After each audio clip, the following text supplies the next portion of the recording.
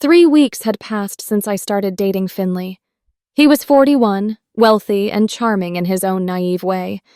Too trusting, too eager to please. Exactly the type I could handle with my eyes closed. He'd already showered me with gifts, including a brand new iPhone. But I wasn't here for gadgets. I needed more. Much more. That night, we were having dinner at an upscale Italian restaurant. The lighting was dim, with golden hues from the chandeliers casting a soft glow on the polished wood floors. The air smelled of fresh basil and garlic, and the murmur of quiet conversations added a cozy backdrop. I wore a fitted black dress that skimmed my curves, stopping just above the knee. It was classy but left just enough to the imagination. The neckline dipped slightly, teasing a hint of cleavage, but nothing over the top. Men like Finley enjoyed the chase, the illusion of sophistication. Finley was hanging on to every word I said, his eyes darting between my face and my lips. I smiled, sipped my wine slowly, and leaned forward just enough to make him lean closer. "So," he asked, a spark of anticipation lighting up his face. "What's the plan tonight?" I tilted my head, brushing a strand of hair behind my ear in a way I knew would catch his attention. "I was thinking," I began, letting my voice drop into a playful tone. "How about we spend some time at your place tonight?" He froze for half a second, processing my words, and then his expression lit up like a kid on Christmas morning. "Yes," he said eagerly. "I was actually hoping you'd say that. I've been dying to show you my place." What he didn't know was that I'd already been there. A few days ago, Beck and I had scoped out his sprawling mansion while Finley was out of town. We studied the security system, mapped out the exits, and made mental notes of where the most valuable items were likely kept.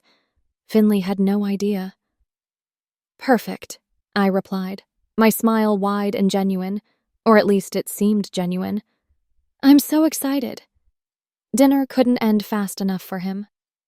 As we walked to his luxury car, a sleek black Tesla, he opened the door for me with an almost boyish enthusiasm. I slid into the passenger seat, smoothing my dress as I settled in. He smelled faintly of expensive cologne, the kind that lingers just long enough to leave an impression. The drive to his house was filled with small talk. I laughed at his jokes, even the ones that weren't funny. He kept glancing at me like he couldn't believe his luck, and I played the part of the smitten girlfriend to perfection. When we pulled up to his home, a modern mansion with glass walls and a long driveway, I let out an exaggerated gasp. "Oh my God, Finley, this is beautiful." "You like it?" he asked, beaming with pride. "Like it? I love it," I said, stepping out of the car. The cool night air brushed against my skin as I walked beside him to the front door. The house had a hollow kind of quiet when we stepped inside, the kind you only find in a place that hasn't seen real warmth in years. Finley had told me his wife left him ages ago, taking her love and his peace of mind along with her. That worked in my favor. No one else lived here except for a housekeeper, a middle-aged woman with a sharp face and suspicious eyes. She was the only wild card in our plan. "Good evening, sir." She greeted Finley at the door. Her gaze flicked to me, clearly sizing me up. I smiled warmly, pretending not to notice. "Thanks, Maria," Finley said, waving her off. "You can take the rest of the night off. I won't need anything." She hesitated for a moment, her eyes darting between us, then nodded, reluctantly. I didn't miss the way she glanced back at me before disappearing down the hallway. The grand living room opened up before us, dimly lit by strategically placed lamps. Finley led me toward the staircase, his hand grazing my lower back, and I pretended not to notice the nervous tremor in his touch. "Let me show you the upstairs," he said, his voice filled with eagerness. Upstairs, his bedroom was every bit as extravagant as I expected. A massive bed with crisp white sheets dominated the space, flanked by dark wood furniture and sleek modern decor. A faint scent of cologne lingered in the air, mixing with the cool hum of the air conditioning. "This is where the magic happens," Finley said with a playful grin, his tone brimming with suggestion. I laughed softly, brushing my fingers against his arm. "It's beautiful," I said, letting my voice drop just enough to make his pulse quicken. Finley's excitement was almost palpable, but I stayed calm, composed, and in control. As he poured us drinks, I glanced around the room, mentally ticking off everything I already knew. The security cameras, the safes, the expensive trinkets. "Here's to a perfect night," Finley said, handing me a glass of wine. "To a perfect night," I echoed, raising my glass. As we clinked glasses, I couldn't help but smile. Finley had no idea what was coming. He looked at me like a man on the edge of control, and I knew I had him exactly where I wanted him. "Finley," I said, stepping closer to him. Before he could respond, I leaned in and kissed his cheek softly. He froze, his breath hitching as I moved to his lips, brushing them with mine for just a moment before pulling away. "I'm going to take a quick shower," I said, my voice low and teasing. "Then I'll come back and charge at you. Be ready." The words hung in the air, and Finley looked like he might combust on the spot. He managed a shaky laugh, but his hands betrayed his nervous excitement, clenching and unclenching at his sides. I turned and walked toward the bathroom, feeling his eyes on me the entire time. Just before I stepped through the doorway, I let my dress slip off my shoulders, sliding down to reveal black lace undergarments that hugged my body. I didn't look back, but I could almost hear the way his breath caught. Inside the bathroom, I closed the door and locked it, turning on the shower to create the illusion of bathing. The sound of water echoed off the tiled walls, but I wasn't here for a shower. I was waiting. Timing was everything. Minutes ticked by, and then there was silence. The faint creak of the bed had stopped, and I couldn't hear Finley moving around anymore. Curious, I cracked the door open just enough to peek out. There he was, sprawled across the bed, completely unconscious. His empty wineglass sat on the nightstand, and I smiled to myself. Beck's sedative had done its job. I stepped out of the bathroom and quickly slipped my dress back on, taking a moment to check Finley's pulse. He was out cold. Perfect. Keeping my movements light, I crossed the room and slipped out into the hallway. The house was eerily quiet, the faint hum of the central air the only sound. I made my way to the study, Finley's treasure room. The door was unlocked, just as Beck and I had seen during our recon. Inside, the room was dimly lit, lined with shelves full of leather-bound books that looked like they'd never been opened. A large safe was built into the wall, just where we knew it would be. I pulled out my phone and dialed Beck. He answered immediately. "Is it done?" "Yes," I whispered. "But the safe's locked. It's a numbered code." "Hang on," he said. I could hear the faint click of his keyboard as he accessed the hidden camera we'd planted in Finley's study days ago. "Hurry up!" I hissed, glancing over my shoulder toward the hallway. Okay, I've got it," he said after a few tense seconds. "It's 3109. I entered the code, my fingers flying over the keypad. The safe clicked open, and I couldn't help but grin. "Got it," I said. "Thank me later," Beck said smugly. I rolled my eyes. It was my idea to plant the camera in the first place. "Yeah, and I'm the one who installed it." "We're really doing this now?" I whispered, exasperated. "Fine. Just grab the cash and get out of there." I hung up and focused on the task at hand.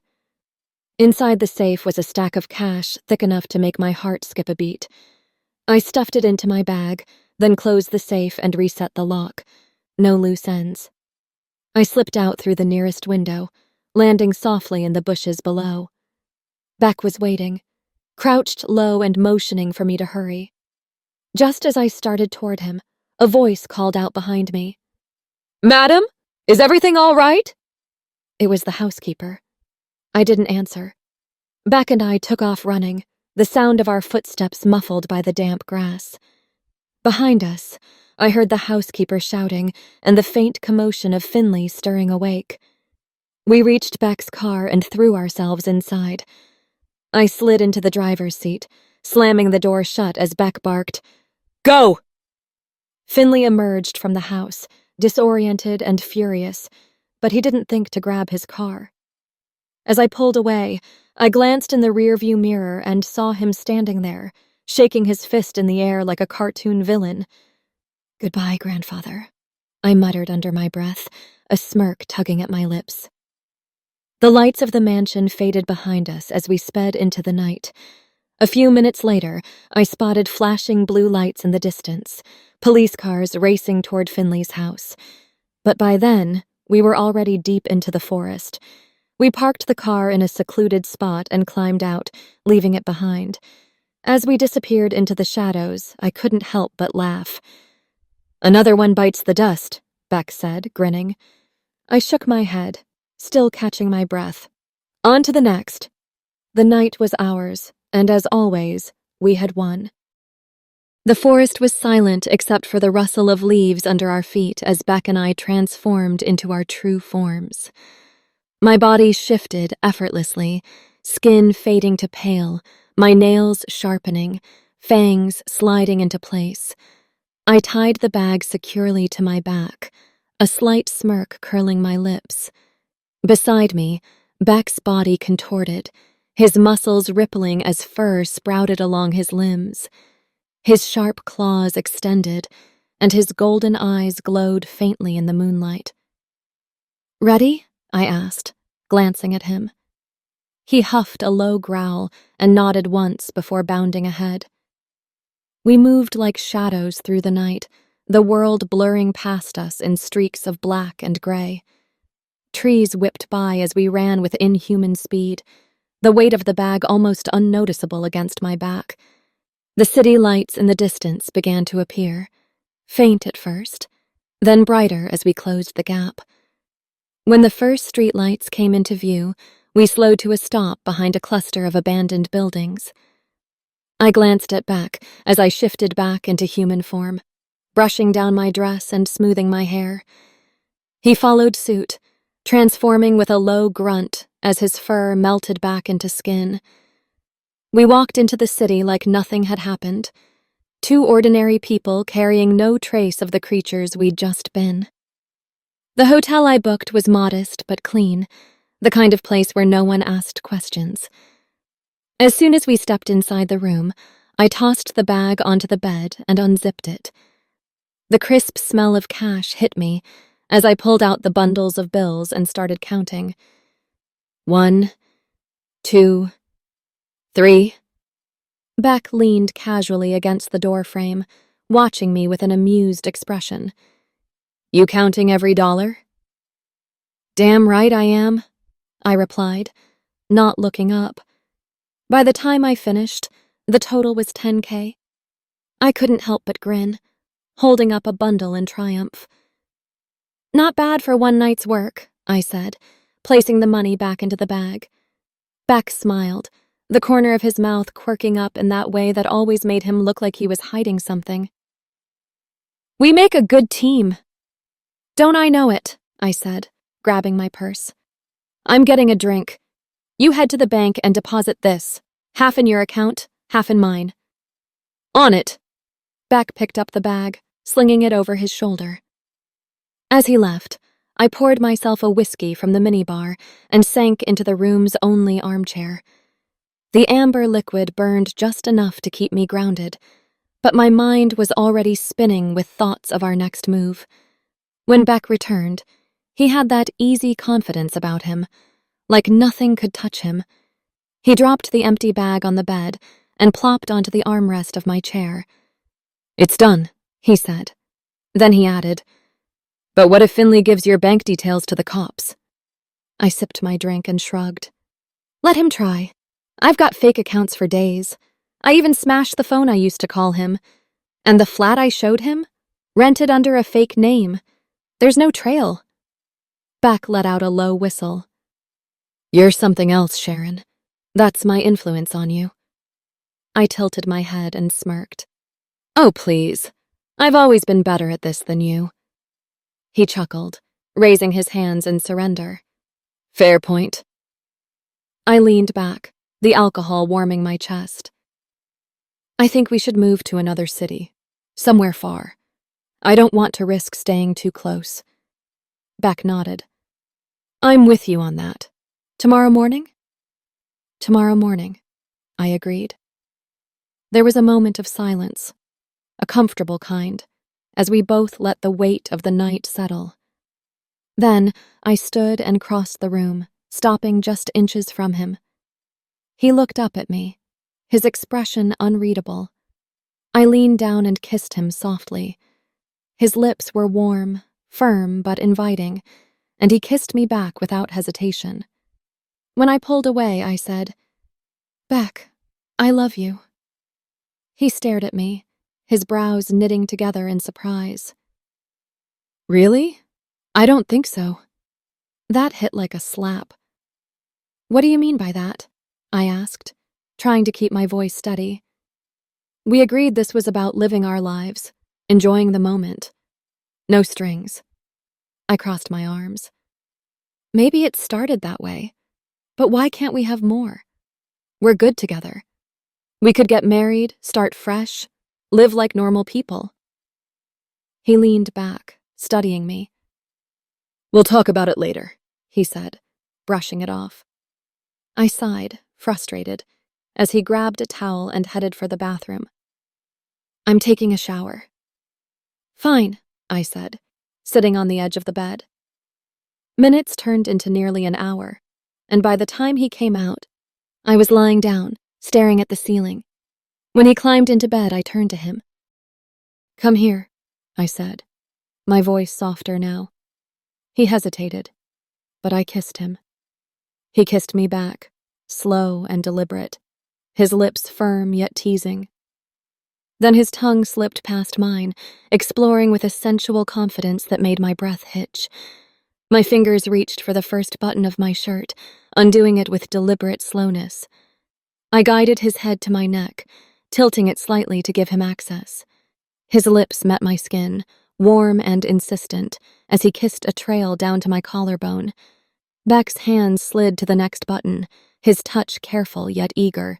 When he unfastened it, my shirt parted just enough to show a subtle curve, and his lips followed, brushing just above my lower neck. My heart raced as he opened another button, revealing the delicate black lace of my inner garments. His lips hovered over my chest, inches from touching, but I placed a hand on his shoulder. Maybe we should wait for the right moment? Beck pulled back, exhaling sharply.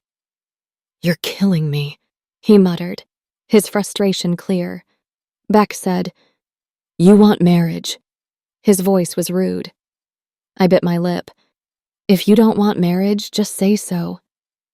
He sighed, running a hand through his hair. It's not that. I just don't want to lose our freedom. I sat up, staring at him. What kind of freedom do you need? I don't know, he muttered. I shook my head and got out of bed. I need some air. What about us? He asked, his tone sharp. It doesn't work like that, I said, heading for the door. It works when you kiss other men, he snapped. When you flaunt yourself to them, letting them think they can have you. I froze, his words hitting like ice water. I never slept with any of them, Beck, and you know it. How would I know that? I can't believe you, I said, my voice shaking. He glared at me, his jaw tight. You're a slut, Sharon. The slap came before I could stop myself, the sound echoing in the room. My hand stung, but it was nothing compared to the pain in my heart. Tears blurred my vision as I said, I loved you, Beck. Everything I did was for us. Those kisses didn't mean anything, but this? I gestured between us. This was supposed to mean something. Maybe you just liked their tongues, he sneered. I turned and walked out, slamming the door behind me. His voice followed me down the hall, cruel and venomous. Don't come back, you slut! The night air hit my face as I stepped outside, the cool breeze doing nothing to calm the storm inside me. I kept walking, letting the city swallow me whole. The streets were alive with the hum of bikes and the chatter of late-night wanderers. I drifted through the crowd, barely noticing the flashing lights of storefronts or the occasional burst of laughter from a group of strangers. My mind was stuck in the past, replaying the pieces of my life like a broken record. Beck and I were once a perfect team. He had been my anchor, my confidant, my partner in everything, even the wrong things. A year ago, he was different. He respected me. There was a time I thought we might be more than just partners in crime. I had imagined Beck proposing to me, imagined a life where we left the lies behind. But things didn't turn out that way. Now, the Beck I knew was gone. He wasn't the same man who once protected me like I was something precious. He had changed, and I had to face the truth. He wasn't going to marry me. I wasn't ready to settle for a shallow arrangement.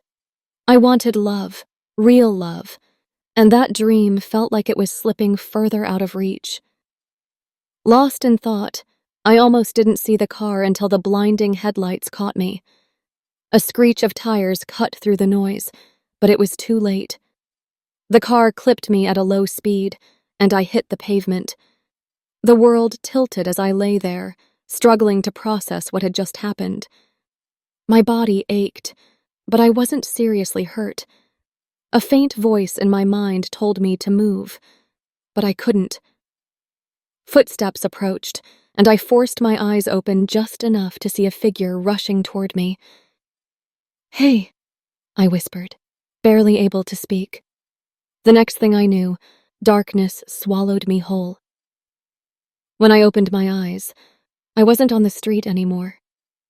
The soft glow of a chandelier illuminated the room, a room so elegant it felt like I'd stepped into another world. The bed I lay on was enormous, with crisp white sheets and pillows that smelled faintly of lavender. A man in a white coat stood beside me. "You're awake," he said, his tone calm but firm. I tried to sit up, but a sharp pain in my side made me wince. "What? Where am I?" The doctor placed a hand on my shoulder to stop me. "Please, stay in bed. You need rest. You're almost fully recovered, but you should take it easy for a couple more days." "Recovered?" I asked, my voice hoarse. "What happened? Which hospital is this?" The man chuckled softly. "Does this look like a hospital to you?" I glanced around again. The walls were lined with intricate wood paneling, and a massive window revealed a moonlit garden outside. Everything about the room screamed wealth, expensive paintings, antique furniture, and an ornate rug beneath the bed. "Where am I?" I asked again, panic creeping into my voice. "A kind gentleman brought you here after your accident," he explained. "You've been unconscious for 7 days. He called me to treat you privately." 7 days? I repeated, struggling to wrap my mind around it. "Yes. You're lucky he found you when he did. But now, you're stable and on the mend. Just rest for a couple more days before you go." The door creaked open, and a woman entered. Her sharp features and tailored dress gave her an air of authority, but her narrowed eyes told me she wasn't thrilled to see me. "Doctor, she seems fine to me," the woman said, her voice clipped. "Perhaps she can leave now." The doctor frowned. "Ms. Bella, she still needs rest. Her injuries weren't severe, but recovery takes time." The woman, Bella, glanced at me with thinly veiled disdain. "Well, Emily, I hope you're grateful for the trouble you've caused. Emily? I blurted out, realizing I had to think fast. Yes, thank you. I'm so sorry for any inconvenience. I pretended to look apologetic, though her attitude made me want to do anything but apologize. Bella didn't respond, just folded her arms and stared me down. The door opened again, and this time, a tall man stepped in. His presence was commanding, with broad shoulders, long dark hair neatly tied back, and a suit that fit him like a glove. He exuded the kind of confidence that could silence a room without saying a word. "You're awake," he said, his voice deep and steady. "I'm Jade." "Emily?" I replied automatically, keeping up the lie. "You're welcome to stay here as long as you need," Jade continued. "Don't worry about anything." Bella's eyes darted between us, her fake smile plastered across her face. "Jade, I was just asking Emily if she needed anything." I gave her a polite smile. "Ms. Bella has been very kind." "Good," Jade said, though his tone suggested he wasn't convinced. "Have you been able to contact your family, Ms. Emily?" Before I could respond, Bella interjected. "She's an orphan. Probably homeless, too." Jade's expression darkened. "Bella, that's enough. Leave us." Bella's face flushed with anger, but she didn't argue. She stormed out, slamming the door behind her. "I'm sorry about that," Jade said, turning back to me. "It's fine," I said, though I was still reeling from everything. Actually, in a way, she's right. I am sort of homeless. "That doesn't matter to me," he said firmly. "You're my guest, and you're welcome here." There was something genuine in his voice, something I wasn't used to hearing from people anymore.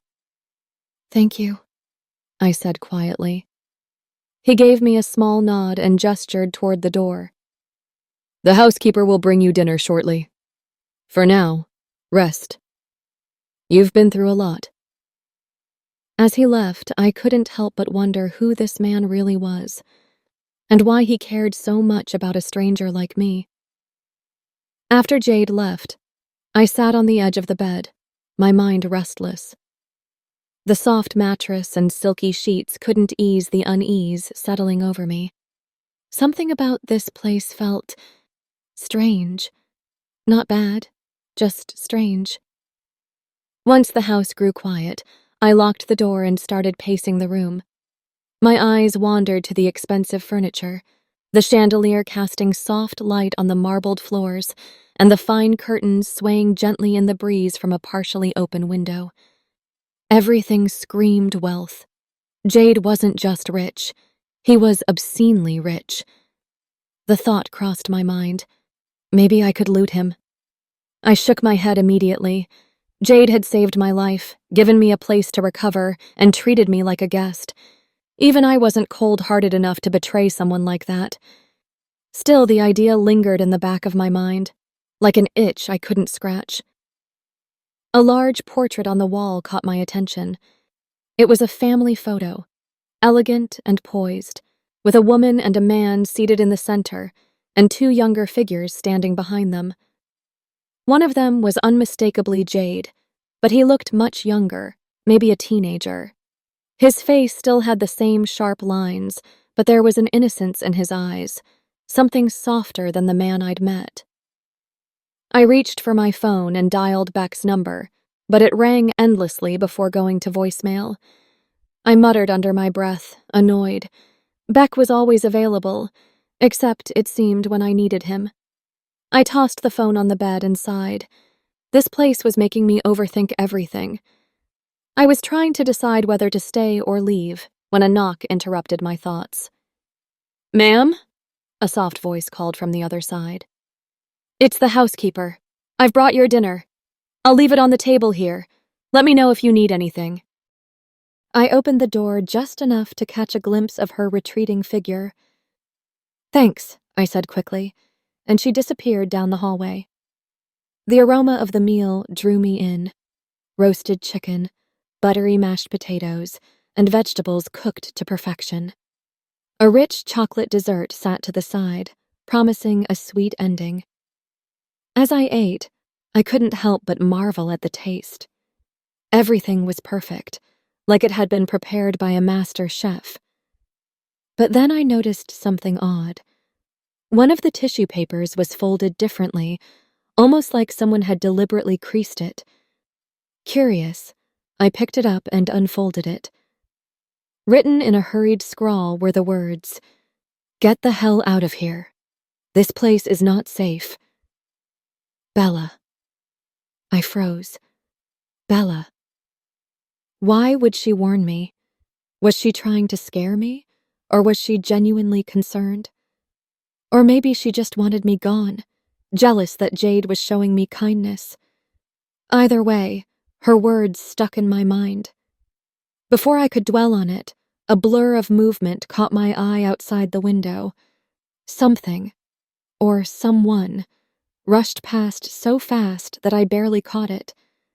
I blinked, but it was gone. My pulse quickened. I slipped out of the bed quietly and opened the door. The hall was dimly lit, and the mansion was eerily silent. As I stepped out, faint voices reached my ears. I couldn't make out everything, but I recognized Jade's deep tone. "She's just a patient," he said. His voice was calm, but there was an edge to it. Another voice responded, low and commanding, but it wasn't Jade. "I'm still the Alpha, and I order you to finish her." I froze in place. Finish her? Were they talking about me? Panic surged through me, but I forced myself to stay quiet. I turned back toward the window in my room, deciding it was my best chance to get out unnoticed. I climbed out as silently as I could, landing softly on the grass below. The cool night air hit me, and I took a moment to orient myself. The garden stretched out before me, leading to a dense forest. The bushes nearby rustled, and my instincts screamed that I wasn't alone. I stepped into the forest cautiously, the sound of my own breathing louder than I wanted it to be. Suddenly, the rustling stopped. Whatever, or whoever, had been there was now hiding. A figure emerged from the shadows. He was an older man, maybe in his 60s, with a black hat tilted low and piercing ash-colored eyes. Something about his gaze was unnatural, almost otherworldly. "Where are you going?" he asked, his tone pleasant, but the smile on his lips didn't reach his eyes. "I had an emergency," I said quickly, trying to sound convincing. "A friend is sick. I have to leave." The man's smile widened, and it sent a shiver down my spine. "Or maybe your friend is the sheriff?" I frowned, confused. "No, I'm serious." Before I could say more, the man's form shifted. His body twisted and expanded, his clothes tearing apart as fur erupted across his skin. Within seconds, he stood before me as a massive werewolf, his eyes locked on mine. I prepared to shift into my vampire form, ready to fight if I had to. But before I could, Bella appeared out of nowhere, stepping between us. "Run!" she yelled. Her voice was urgent, and I hesitated for only a moment before deciding not to reveal my true self unless absolutely necessary. I turned and bolted, running as fast as my human legs could carry me. The forest seemed endless, but I didn't stop. I could hear the werewolf searching for me, his heavy steps crushing leaves and snapping branches. When I was far enough away, I ducked behind a tree and shifted into my vampire form. The transformation was instant, and I moved like a shadow through the forest, faster than any human, or werewolf, could track. The trees blurred around me as I sped toward the edge of the woods. Finally, I reached the outskirts of a new city. I paused just before stepping onto the road, shifting back into my human form. My clothes were slightly torn, but I adjusted them as best as I could, brushing off dirt and leaves. As I walked into the city lights, blending in with the crowd, I couldn't shake the feeling that I'd just escaped something far bigger than I understood. The streetlights cast a soft glow on the empty sidewalks as I walked aimlessly through the city. The night felt cooler than usual, and I hugged my jacket closer to my body. My phone vibrated in my pocket. It was Beck. I answered. "Hello?" "Sharon," Beck said, his voice unusually soft. "Look, I'm sorry. Where were you? I've been trying to reach you." Something about his tone felt off. Maybe it was the way his words didn't quite match the concern he was trying to convey. Or maybe it was my own exhaustion making me see through the cracks. Either way, I didn't have the energy to play along. "I'm fine," I said curtly, and ended the call before he could say anything else. He called again almost immediately, but I didn't pick up. I stood there staring at the screen, realizing something I hadn't before. I didn't need him. Not the way I thought I did. Sure, Beck and I had been through a lot, but I wasn't the same person I was when we started looting people. I didn't want that life anymore. I slipped the phone back into my pocket, my resolve hardening. It was time to stop running, stop hiding, and start over. A normal life. No secrets, no schemes, just something real. The streets grew quieter as I walked, my thoughts racing. That's when I felt it. A pair of eyes on me. I glanced around, my heart skipping for a split second before I saw him. Jade. He was standing across the street, his gaze steady and unwavering. My stomach turned, not with fear but with uncertainty. I forced a smile, trying to appear calm, even though my mind was screaming questions. He crossed the street with a quiet confidence, his long coat billowing slightly in the night breeze. When he was close enough, he spoke. "Emily." That name again. I didn't bother correcting him. "What are you doing here?" "I don't know how to say this," he began, his voice hesitant. "But if you want to tell me something, just tell me," I interrupted, tired of the guessing games. He sighed, looking away for a moment before meeting my eyes again. "My father wasn't happy to see you. Because, well, we're different." My brow furrowed. Different how? "Don't play coy," he said with a small, almost exasperated smile. "You've figured it out by now. We're werewolves." I blinked, feigning surprise, though I wasn't shocked anymore. "So, the man who tried to attack me earlier, he's—" "My father," Jade admitted.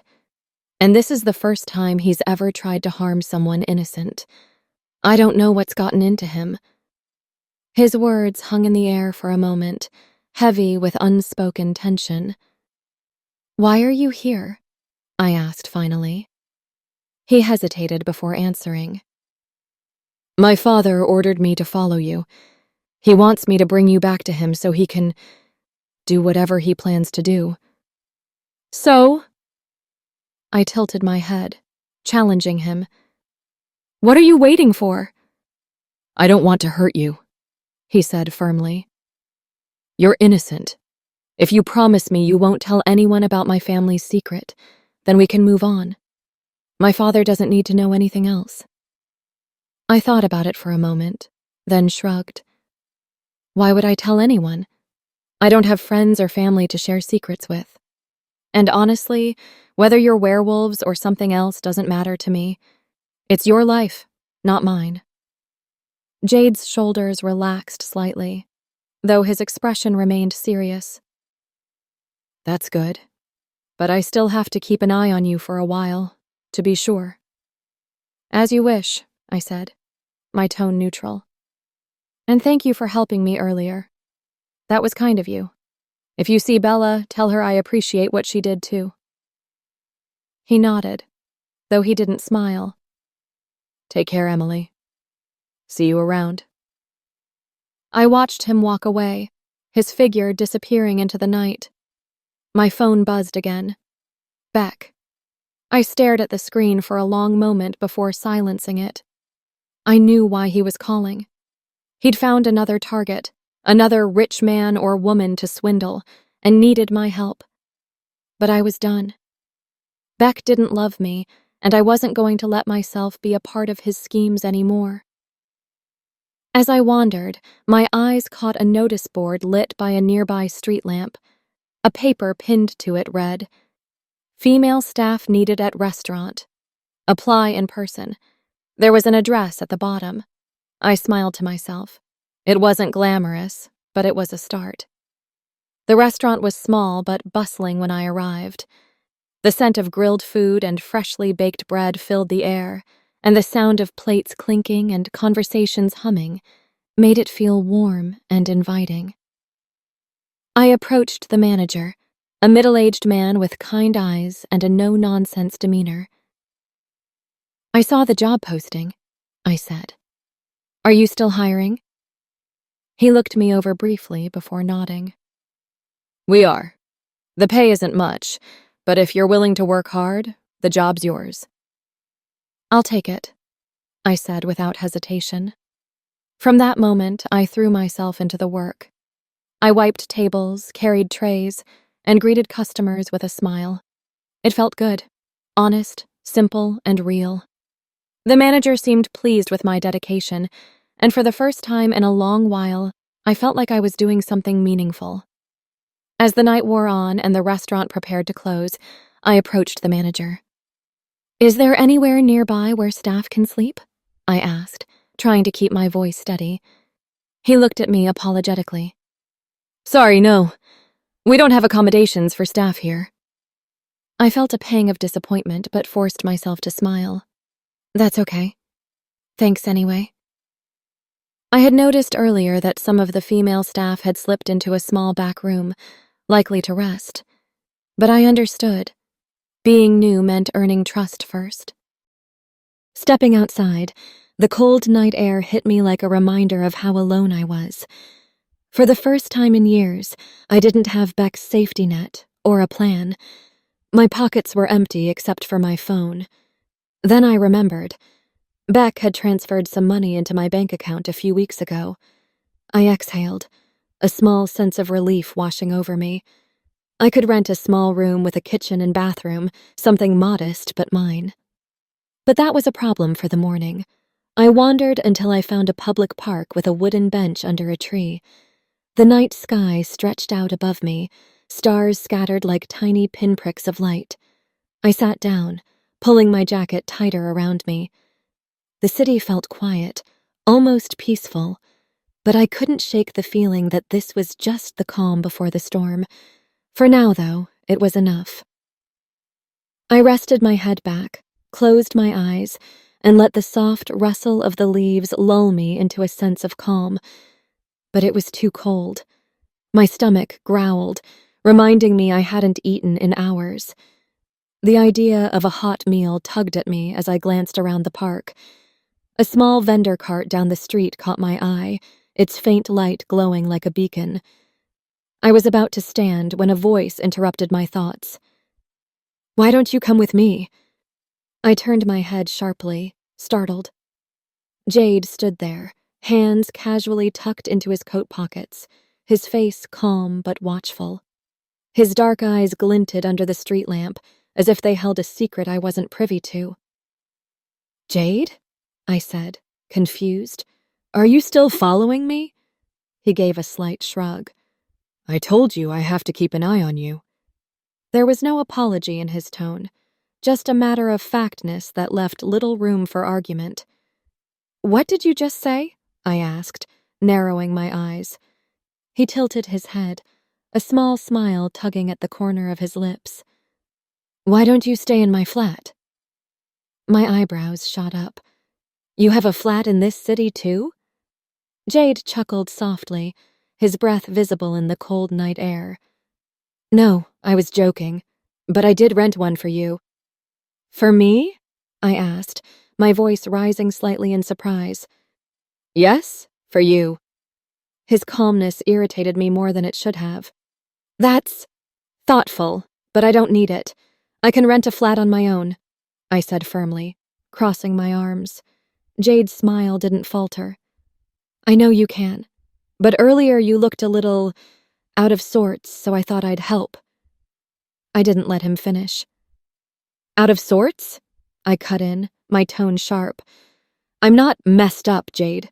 I can handle my own life, but thanks for the offer. He raised his hands in mock surrender. Okay, as you wish.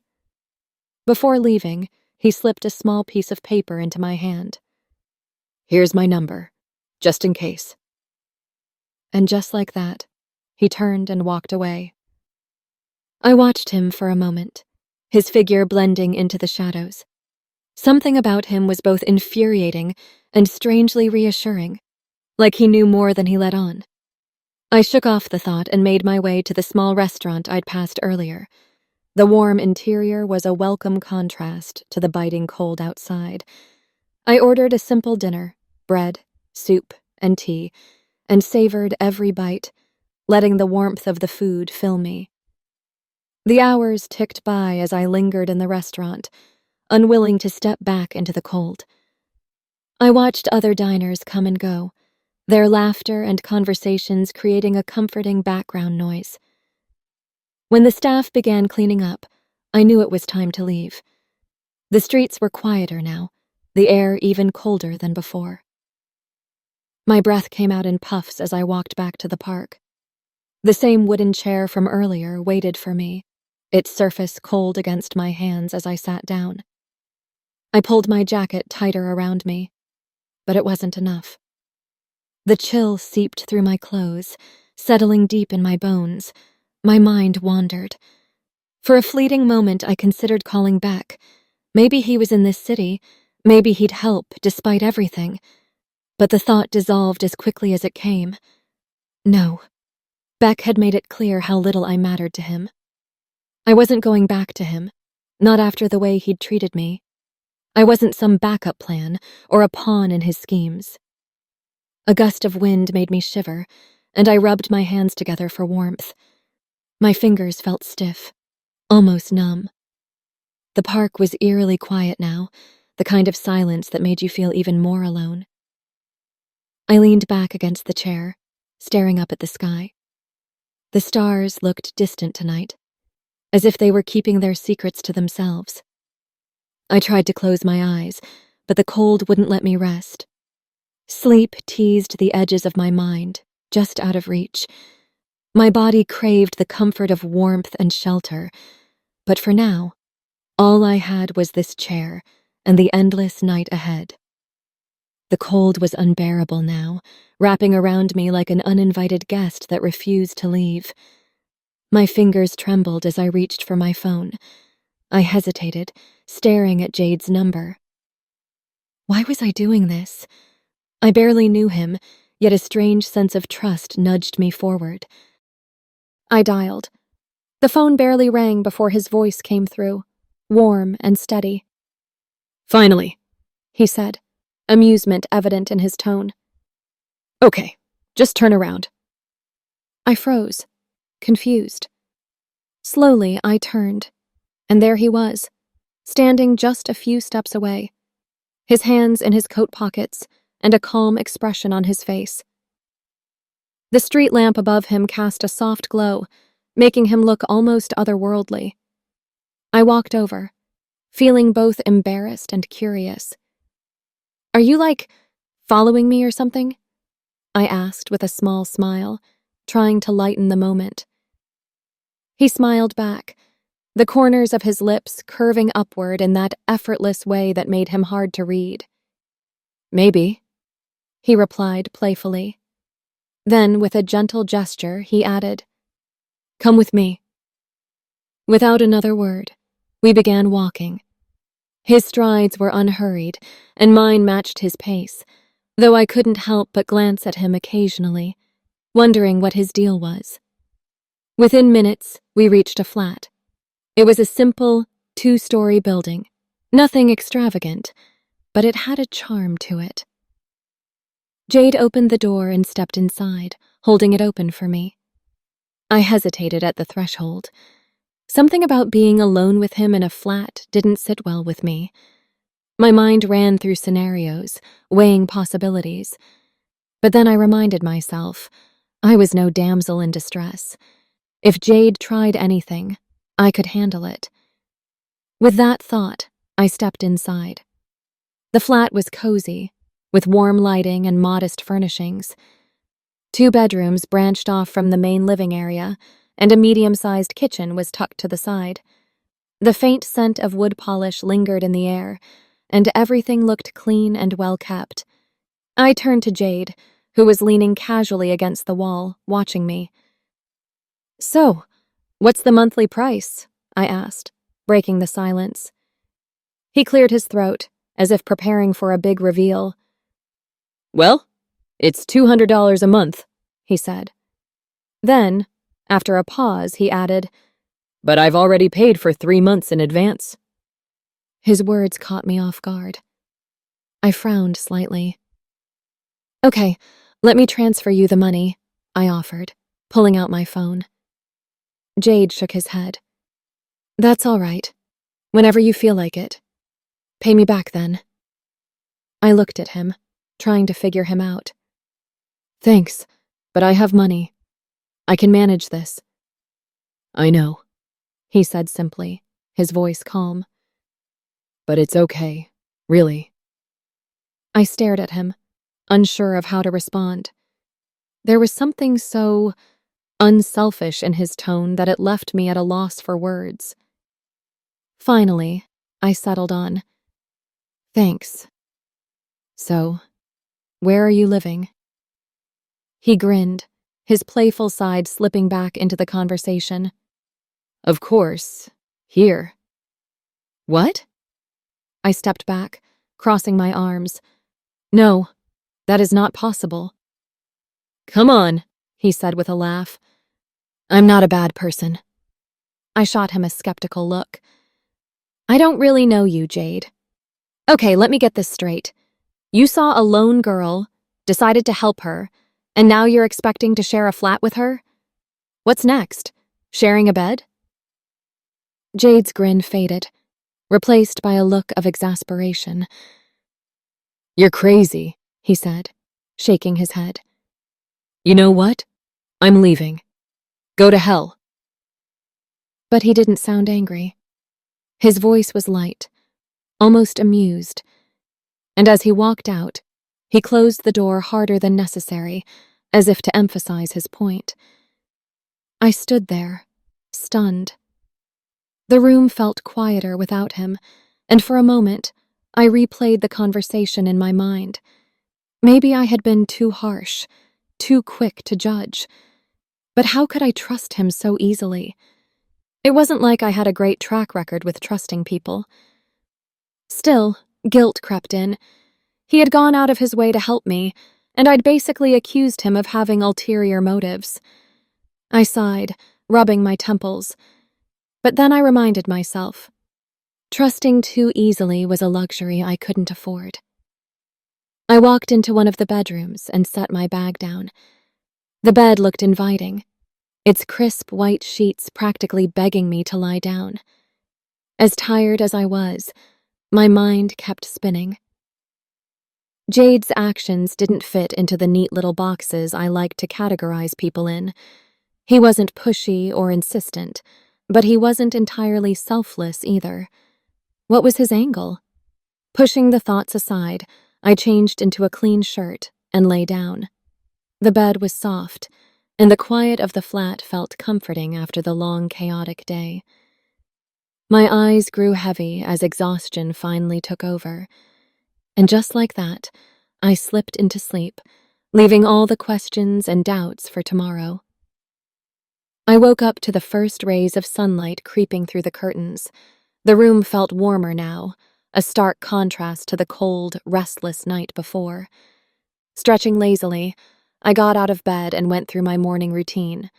The flat felt eerily quiet, just me and my thoughts echoing around the walls. After pulling on my work uniform and tying my hair into a loose ponytail, I grabbed my bag and opened the door. The chill hit me as I stepped outside. The city was already bustling, the sounds of vendors setting up and traffic rolling in the distance filling the air.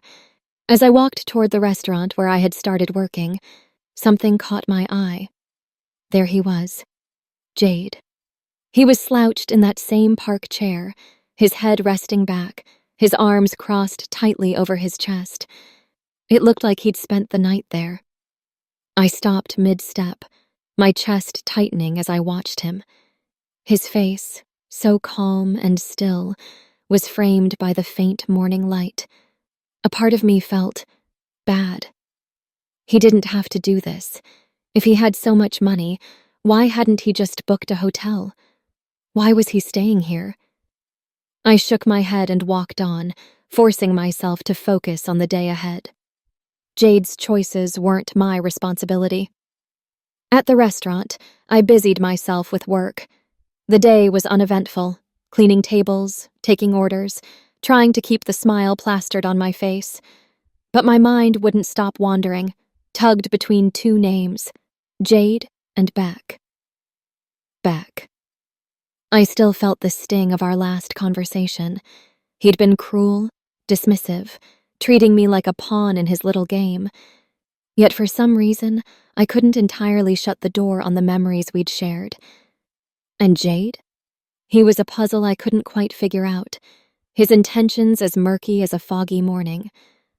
By the time my shift ended, my feet ached, but my thoughts were sharper than ever. On my walk back to the flat, my phone buzzed in my pocket. I glanced at the screen. Beck. For a moment, I considered ignoring it, but something told me to pick up. "Hello, Beck," I said, trying to keep my voice neutral. Hey, He said, his tone surprisingly soft. I'm sorry, okay? I was really rude to you. I didn't respond, waiting for him to continue. I've changed, He added. I've got a new rich guy, a big target. I sighed, already knowing where this was going. So, you want me to trap him in some fake love story, right? I asked, my voice sharp. Beck hesitated. Sharon, we're used to a certain lifestyle. You think you can live off restaurant wages? Come on, you're better than that. I've left that life, Beck, I said firmly. I'm not coming back. I hung up before he could say more, shoving my phone back into my pocket. When I reached the park, I glanced at the chair where Jade had been, but it was empty now. I frowned. Maybe he'd finally gone home. But then, out of the corner of my eye, I saw him. He was standing at a distance, watching me. His posture was relaxed, but his eyes held a quiet intensity. It was unmistakably Jade. I kept walking, pretending I hadn't noticed him, but my mind was spinning. What was he doing here? He wasn't a threat. If he'd wanted to harm me, he'd had plenty of chances. Still, his presence left me unsettled. When I reached the flat, I locked the door behind me and went straight to the bedroom window. Pulling the curtain aside, I looked out. Sure enough, Jade was still there, standing under a street lamp. His gaze wasn't on me now, but he hadn't left either. I grabbed my phone and sent him a message. Go home. He didn't reply. Frustrated, I decided to distract myself. I showered, letting the warm water wash away the day's grime. After drying off, I slipped back into the same dress from yesterday. I really needed new clothes. Settling onto the couch, I ordered food online and then started browsing for dresses. As I scrolled through endless options, I couldn't help but glance out the window again. Jade was still there. He wasn't looking up, but he hadn't moved. My phone buzzed with a text. I can't. I've decided to live alone, far from home. I want to understand myself. I stared at the message for a moment, then typed back. Come here. Seconds later, there was a knock at the door. I opened it to find Jade standing there. His hair was slightly messy, and his jacket looked wrinkled, but his expression was calm, unreadable. Without saying a word, he stepped inside and headed straight for the other bedroom. "At least you can thank me," I called after him. He paused in the doorway, turning to face me. "Should I? Really?" he asked, his voice laced with sarcasm. I smiled despite myself. "Well, not really. You've already helped me a lot." He smirked, the faintest hint of amusement in his eyes. "I'm hungry. I'll order something. Want anything?" "I already ordered," I said. "We'll eat that." "Fine," he said with a shrug. "I'm taking a shower." As he disappeared into his room, I sat down and scrolled mindlessly on my phone, waiting for the food to arrive. A while later, Jade emerged, freshly showered and fully dressed, his damp hair pushed back. "So, food?" he asked, looking at me expectantly. "It's on the way," I replied. "Okay, I'll wait in my room." When the food finally arrived, I called him to the table. We ate in comfortable silence, the occasional clink of utensils filling the air. The food was good, simple, hearty, and for the first time in a while, I felt a sense of normalcy. After dinner, I leaned back in my chair and asked, "So, what's next for you?" He looked at me, his expression thoughtful. "I want to learn to control and enhance my powers. Once I've mastered them, maybe I'll have my own pack. I don't want to be an alpha by inheritance. I want to earn it." There was a quiet determination in his voice, and I couldn't help but feel impressed. "That's truly encouraging," I said softly. He gave me a small, genuine smile. "Good night. And thanks." "Good night," I said, watching as he disappeared into his room. I stayed at the table a little longer, lost in thought.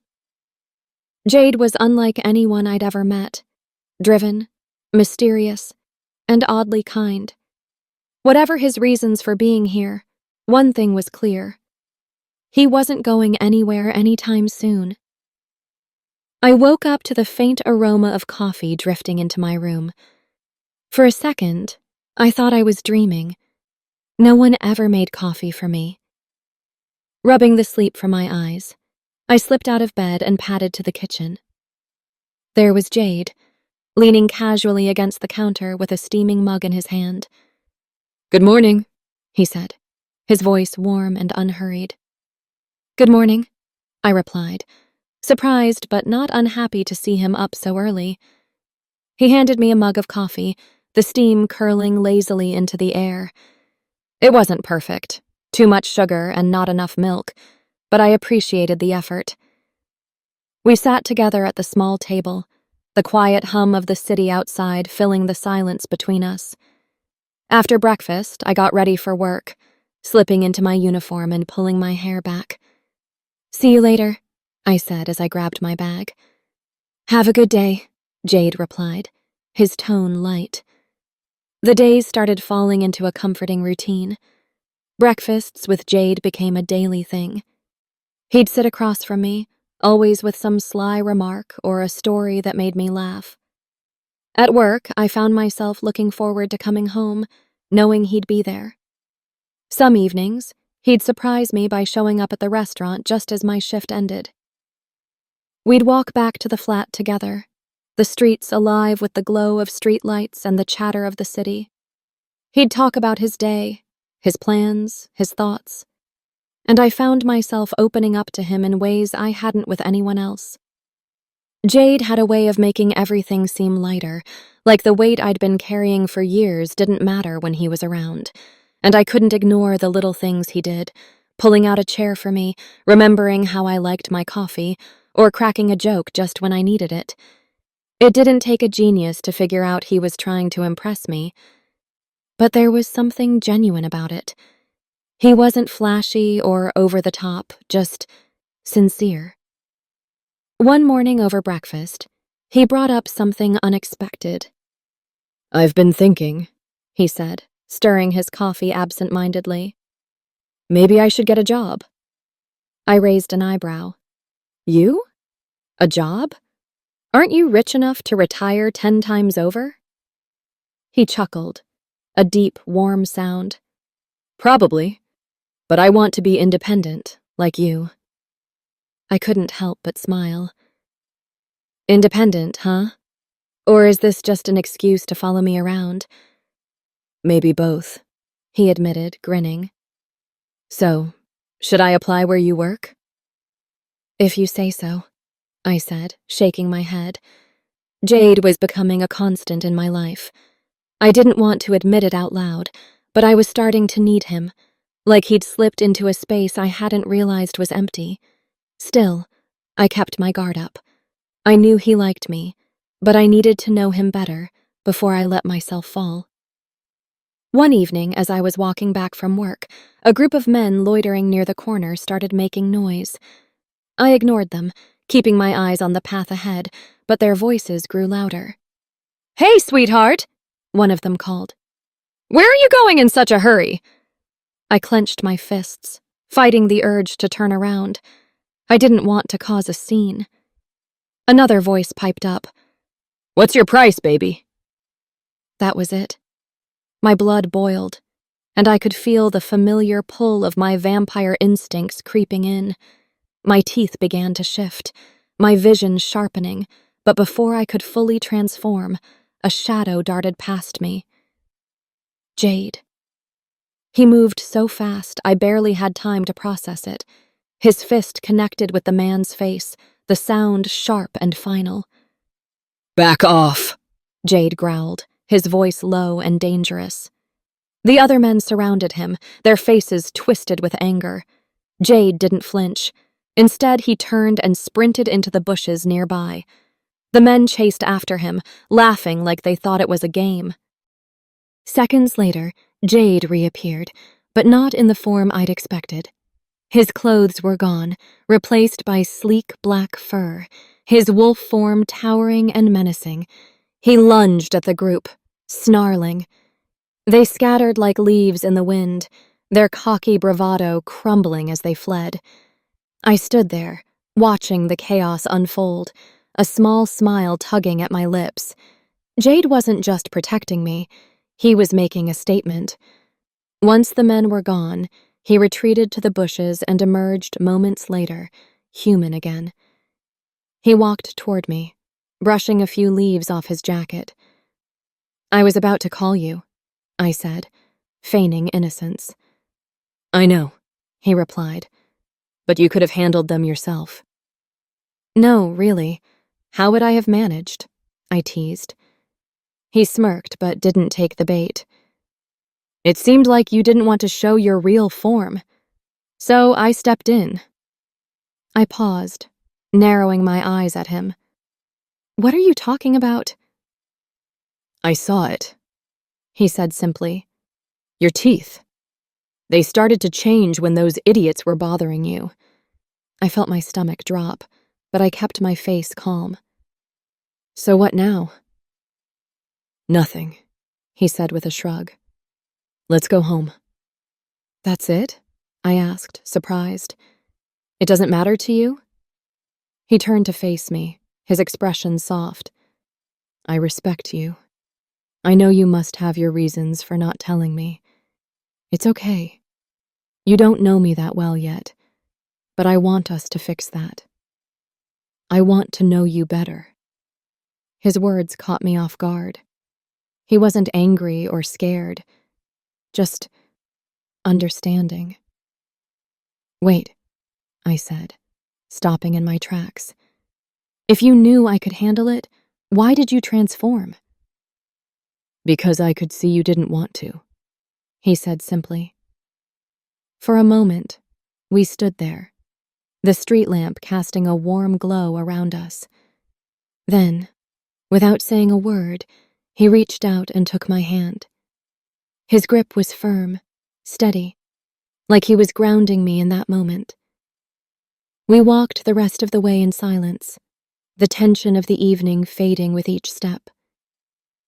By the time we reached the flat, I felt lighter, as if something unspoken had finally been acknowledged between us.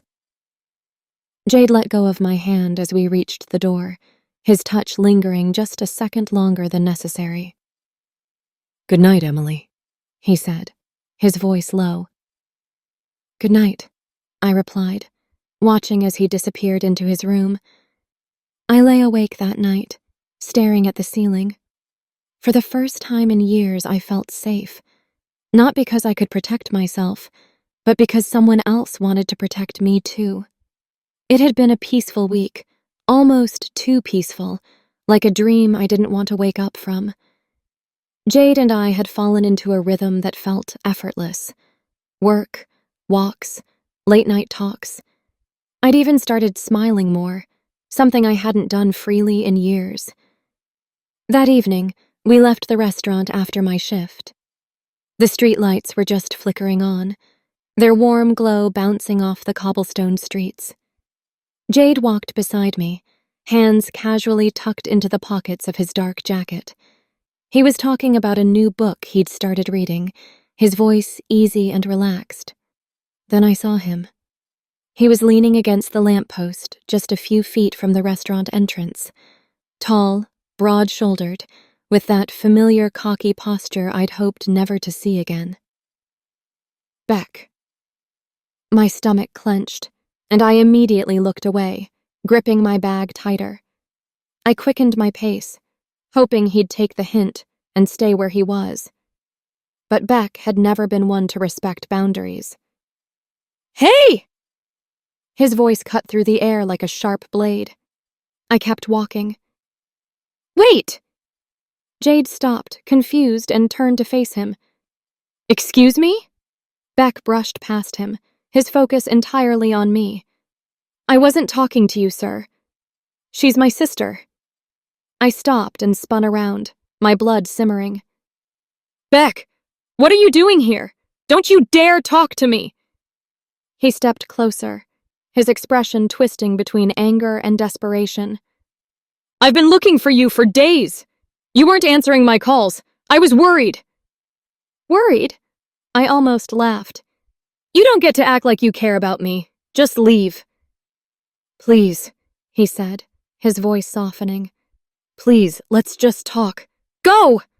I cut him off, my voice sharp enough to turn heads if there'd been anyone around. Jade, standing a few feet behind me, broke the tension with a disarming smile. "Nice to meet you, brother," he said, his voice calm but firm. Beck barely glanced at him. "Same here, sir." His words came out hurried, almost dismissive, before he turned back to me. "I mean it, Beck. If you don't leave right now, I swear." I let the threat hang in the air, my tone laced with finality. Beck hesitated, his jaw tightening. Then, without another word, he walked away, disappearing into the shadows of the street. Jade stepped closer, his brows furrowed. "Emily, is everything okay?" I forced a smile, hoping he wouldn't notice the tension still coiled in my body. "Yeah, let's go." We walked in silence for the next few minutes, but my mind was racing. I hadn't thought about Beck in weeks, hadn't wanted to. Seeing him again felt like a slap in the face, a reminder of a life I was desperately trying to leave behind. When we got back to the flat, Jade closed the door behind us and turned to me, his expression cautious but curious. "You told me you didn't have family," he said gently. "So, how does your brother suddenly show up out of nowhere?" I sighed, the weight of the evening pressing down on me. "Jade, I can't explain everything to you right now. But you need to know this. I don't need Beck in my life. He's not a good person. I'm finally living life on my terms, and I'm happy. That's all that matters." He studied me for a moment, his dark eyes searching mine. "I understand," he said softly. I could tell he wanted to ask more, but he didn't push. Instead, he just stood there, watching me with a look I couldn't quite place. It wasn't judgment or suspicion. It was something else, something I didn't have the energy to figure out. "I'm tired," I said, trying to sound casual. "I'm going to sleep." Jade tilted his head slightly. "What about dinner? Should I order something?" "If you wish," I replied, already walking toward my room. Once inside, I closed the door and leaned against it, letting out a long, shaky breath. My mind was a storm of emotions: anger at Beck, relief that he was gone, and a nagging fear that he might come back. I glanced around my small room, the soft glow of the bedside lamp casting warm shadows on the walls. This was my sanctuary now, my escape from everything Beck represented. I couldn't let him drag me back into that life, no matter what. Sliding into bed, I tried to focus on the good things: Jade's laugh, our quiet walks, the way he'd stood by me tonight without question or hesitation. For the first time in years, I felt like I was building something real, something good, and I wasn't about to let Beck or anyone else take that away from me. Jade knocked on my door a few minutes later. His voice came through, steady but quieter than usual. "The food's here." I let out a breath and called back, "Coming." We sat across from each other in the small dining area, the table barely big enough to fit the 2 takeout boxes and our glasses of water. The room was dimly lit by the lamp on the counter, casting long shadows that seemed to stretch into the silence between us. I focused on my food, but I could feel Jade's eyes on me, sharp and unwavering. Finally, I looked up. "What?" Jade leaned back in his chair, his gaze steady. "I don't know, but—" "But?" I raised an eyebrow, pushing my fork into the rice. He hesitated, his fingers tapping lightly against the edge of the table. "Is he really your brother?" I put my fork down, my appetite vanishing. "Jade, you're my friend, my partner, everything. Don't behave like this." He stood abruptly, the chair scraping against the floor. "You're right. I'm no one to ask." "Jade," I started, but he didn't let me finish. He walked out of the room, his footsteps heavy and deliberate. I sat there for a moment, staring at the half-eaten food in front of me. When I heard movement from his room, I got up and followed. The door was half open, and I saw him packing a small bag, his movements quick and focused. "Where are you going?" I asked, leaning against the doorframe. He paused but didn't look at me. "I think it's best if I leave." I crossed my arms. "Before you leave, you should at least pay my rent for the next 6 months." He turned, his eyes narrowing slightly. "Do you have a heart, or are you just a machine?" I couldn't help but laugh. I walked into the room, closing the distance between us. Without thinking, I wrapped my arms around him in a hug, but Jade stepped back, his face unreadable. "Don't." I frowned. "It was just a hug. What's wrong with you?" His voice was quiet but firm. "What's wrong? Everything is wrong. Who was that man, Emily?" I sighed, running a hand through my hair. "Fine. He was an old friend. I started to like him once, but he was never good for me. He was dominating, selfish, and—" I trailed off, shaking my head. Jade watched me carefully. "It doesn't matter. Your past doesn't matter. Just tell me one thing. Are you planning to meet him again? Are you hiding something from me?" I met his gaze, steady and unflinching. "Jade, I don't want to see his face again." He took a step forward, his expression softening slightly. "Okay." I moved closer, this time placing a hand on his arm. "Then what's the problem? What do you want?" He looked away, his jaw tightening. "It's not that. Please don't come close to me." I felt a flash of frustration. What's the matter? Do you hate me or something? Emily. His voice broke slightly, and before I could say another word, he stepped forward and kissed me. It caught me completely off guard. For a moment, I froze, my mind racing. Then I pulled back, my hands on his chest. Jade, what are you doing? My voice was firm, but inside I was a storm of emotions. I'm sorry, He said quickly, stepping back. I shouldn't have. I need to leave. I stared at him, unable to find the words to respond. That's when I noticed something in his jacket pocket, a corner of paper sticking out. What's that? I asked, reaching for it before he could stop me. Emily, wait! I pulled it out and froze. It was a photo of me. Not just any photo, a candid one from weeks ago when I was laughing with a coworker outside the restaurant. I held it up. What is this? Jade ran a hand through his hair, looking almost embarrassed.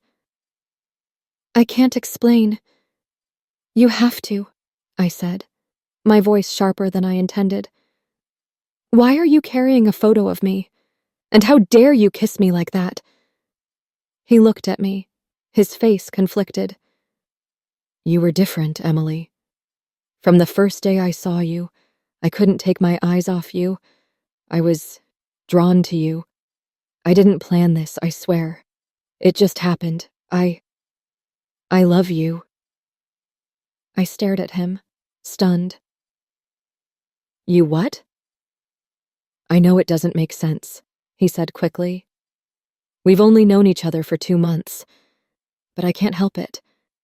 I've been holding this in because I didn't want to ruin things. I don't expect anything from you. I know this is one-sided. I shook my head, trying to process his words. 2 months? Jade, 2 months isn't long enough to know someone, let alone love them. I know, he said softly. I'm sorry for everything. I never meant to put you in this position. I care about you, more than you realize. I opened my mouth to respond, but then he added something that made my blood run cold. My father ordered me to kill you. The air felt like it had been sucked out of the room. What? When I first met you, he said, his voice barely above a whisper. My father told me to finish you. But I couldn't. I couldn't hurt you. I didn't even want to. I took a step back, my mind spinning. You're not making sense, Jade. I'm sorry, he said again, his voice thick with regret. I'll leave in the morning. I stood there, speechless, as he turned away. After a long moment, I said quietly, I understand, but you don't have to leave. I just need time to think. He didn't respond. He just stood there, his back to me, and I left the room. Back in my own space, I sat on the edge of my bed, my thoughts a whirlwind. I couldn't shake the memory of his kiss, the way it had made me feel, warm, safe, wanted. But his confession about his father haunted me. Jade didn't even know my real name. He didn't know about my past or the things I'd done. If he found out, would he still feel the same way? That night, I barely slept. My mind kept replaying the moment he kissed me, the look in his eyes when he said he loved me. For the first time in a long time, I felt truly seen. But I couldn't ignore the weight of my secrets. Jade might love me now, but what would happen when he discovered the truth? I woke up the next morning with a heavy weight on my chest, and it wasn't just from the restless sleep. The sunlight streamed through the thin curtains, illuminating the mess of thoughts in my mind. Jade's kiss still lingered on my lips, not in a romantic way, but as a reminder that I had to come clean. Secrets were a time bomb, and I couldn't risk it anymore. I swung my legs over the bed, letting my bare feet touch the cold floor. Wrapping my arms around myself, I decided, no more hiding. I'd tell Jade everything, about my past, my real name, and even Beck. If he wanted to leave after that, so be it, but at least he'd know the truth. I opened the door to his room, expecting to see him packing or maybe even sitting on the edge of the bed, debating his decision. But the room was empty. The blanket on the bed was neatly folded, his duffel bag gone. "Jade?" I called out, my voice echoing in the silence. On the small table by the window, a folded piece of paper caught my eye. My heart sank as I reached for it. It was a letter. "Emily, I don't know where to begin. The truth is, I should have told you everything from the start. When I found you after your accident, you were so lost, so fragile, and yet there was this fire in you. I couldn't walk away. I stayed because I wanted to help you heal, even when you didn't want my help. And somewhere along the way, I realized I wasn't just protecting you, I was falling for you. I know you don't feel the same way, and I respect that. But every time I see you, my feelings grow stronger. It's selfish of me to stay, knowing I'm just a burden to you. So I'm leaving. Not because I don't care, but because I care too much. Take care of yourself, Emily. You deserve to be happy. Jade." I sank into the chair, the letter trembling in my hands. I couldn't get rid of that he'd been carrying all of this inside. All those weeks he'd cared for me, stayed by my side, followed me even when he had no reason to. And I had pushed him away, kept him at arm's length with lies and half-truths. I wiped at my eyes and stood up abruptly. No. I couldn't let it end like this. If there was even the smallest chance he could accept me for who I was, I had to try. I threw on my jacket and shoes, grabbed my phone, and rushed out the door. I spent the entire morning searching for Jade. I checked the coffee shop he liked, the park where he sometimes sat to sketch, even the bus station in case he was planning to leave town. But he was nowhere to be found. I called him 3 times, but each time it went straight to voicemail. My frustration grew with every step, every unanswered call. By noon, I found myself standing on a busy street corner, my phone clutched in my hand. I should have told him last night. If only I had said something, anything, before he left. Dejected, I decided to head to the restaurant. Work might be the only thing to keep my mind off this mess. But when I arrived, the manager was waiting for me near the entrance. His usual cheerful demeanor was gone. "Morning," I said, forcing a smile. "I'm here early today." He handed me an envelope. "The restaurant doesn't need you anymore." I blinked, confused. What? Why? What did I do? He didn't answer. He just turned and walked away, leaving me standing there with the envelope in my hand. Inside was cash, severance pay, I guessed, but no explanation. I spent the next 2 hours going from one restaurant to another, asking for a job. Each rejection felt like a door slamming in my face. By the time I returned home, the sun was starting to dip below the horizon, and my legs ached from walking all day. As I approached my building, I saw someone leaning against the wall near the entrance. Beck. He grinned when he saw me, his casual confidence like a thorn in my side. I sighed and tried to walk past him, but he stepped in front of me. "What are you doing here, Beck?" I asked, my voice tired. "I'm here to apologize," he said, his tone surprisingly soft. "I've realized something, Sharon. You're perfect for me. I don't need anyone else, and if you don't want to loot people anymore, fine. We'll find jobs, figure something out." I raised an eyebrow. You've already shown me what you think of me, Beck. I don't understand why you're here. Because I love you, he said simply. I crossed my arms. Beck, it's too late. I can't do this. Please just leave me alone. I'm already frustrated enough. He stepped closer, his expression earnest. If you don't love me, fine. But can't we at least be friends? I sighed. Okay, fine. We can be friends, but I'll call you later. I need to talk to you now, he insisted. Can I come inside? I hesitated, but eventually relented. Fine. We walked into my flat, and I tossed my bag onto the couch. Beck sat down, looking around like he belonged there. I have nowhere to stay, he said after a moment. Can I stay here? Just for tonight? I narrowed my eyes. Beck, I haven't forgotten the rude things you said to me, okay? I can't just act like everything's fine. But if you need to stay, you can. Just don't expect anything from me. He nodded. I understand. I went to my room, shutting the door behind me. But I couldn't stop thinking about Jade. I tried calling him again, but he didn't answer.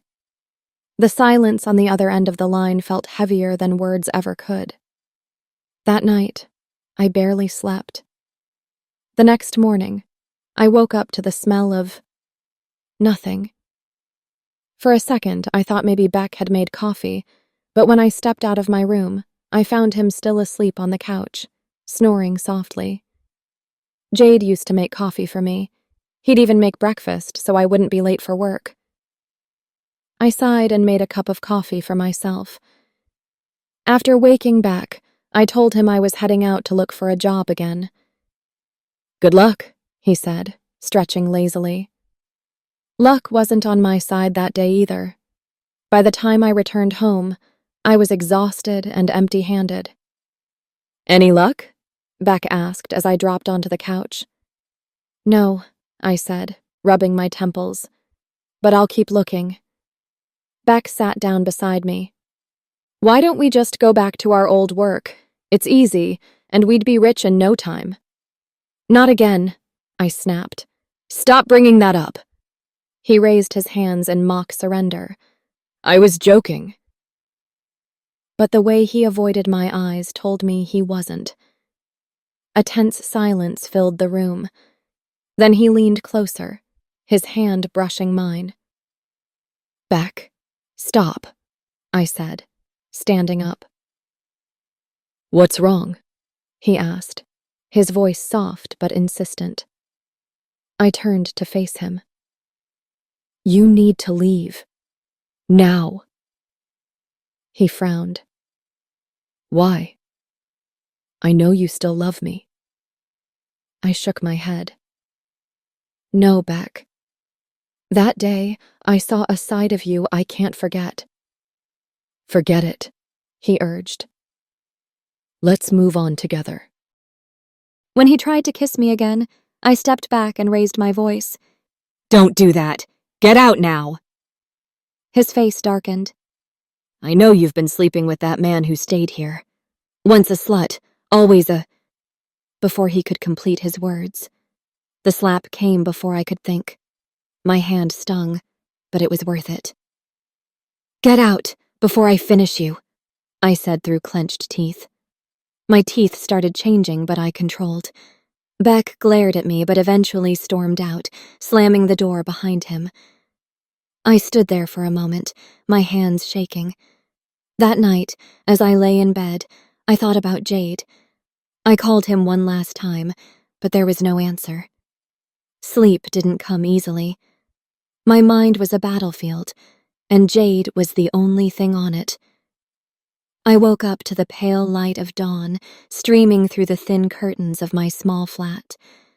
The morning air was chilly, and the faint smell of dampness from the previous night's rain still lingered. Without much thought, I reached for the kettle, filling it with water to make coffee. The bitter aroma filled the tiny kitchen, but it did little to calm the growing restlessness inside me. Today, I had to find a job. There was no other option. I wasn't going to let my past or Beck's games dictate my life anymore. I threw on a simple outfit, black slacks and a fitted beige blouse. My long dark hair was pulled into a loose braid, and I slipped on a pair of flats that had seen better days. As I glanced at myself in the cracked mirror near the door, I whispered, "You've got this," more to convince myself than anything else.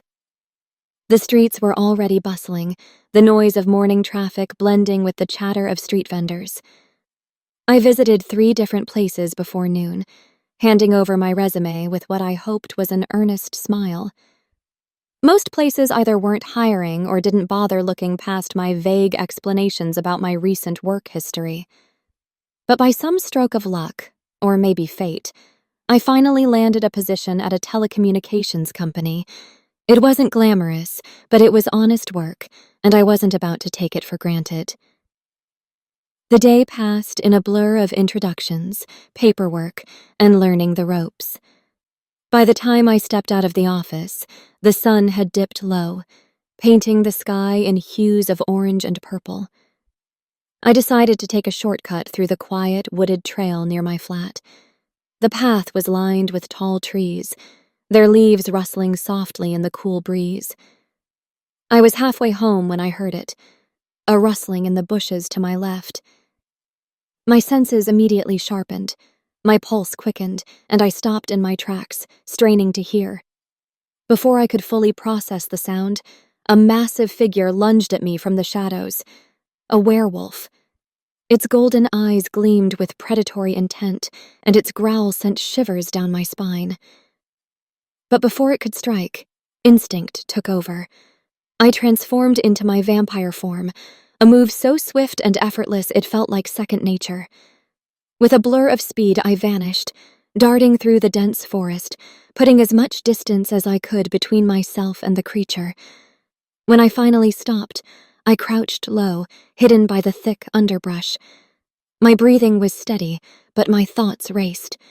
I waited in silence, scanning the surroundings for any signs of pursuit. Nothing. Slowly, I shifted back into my human form. That's when the scent hit me, familiar and unmistakable. My stomach twisted as realization dawned.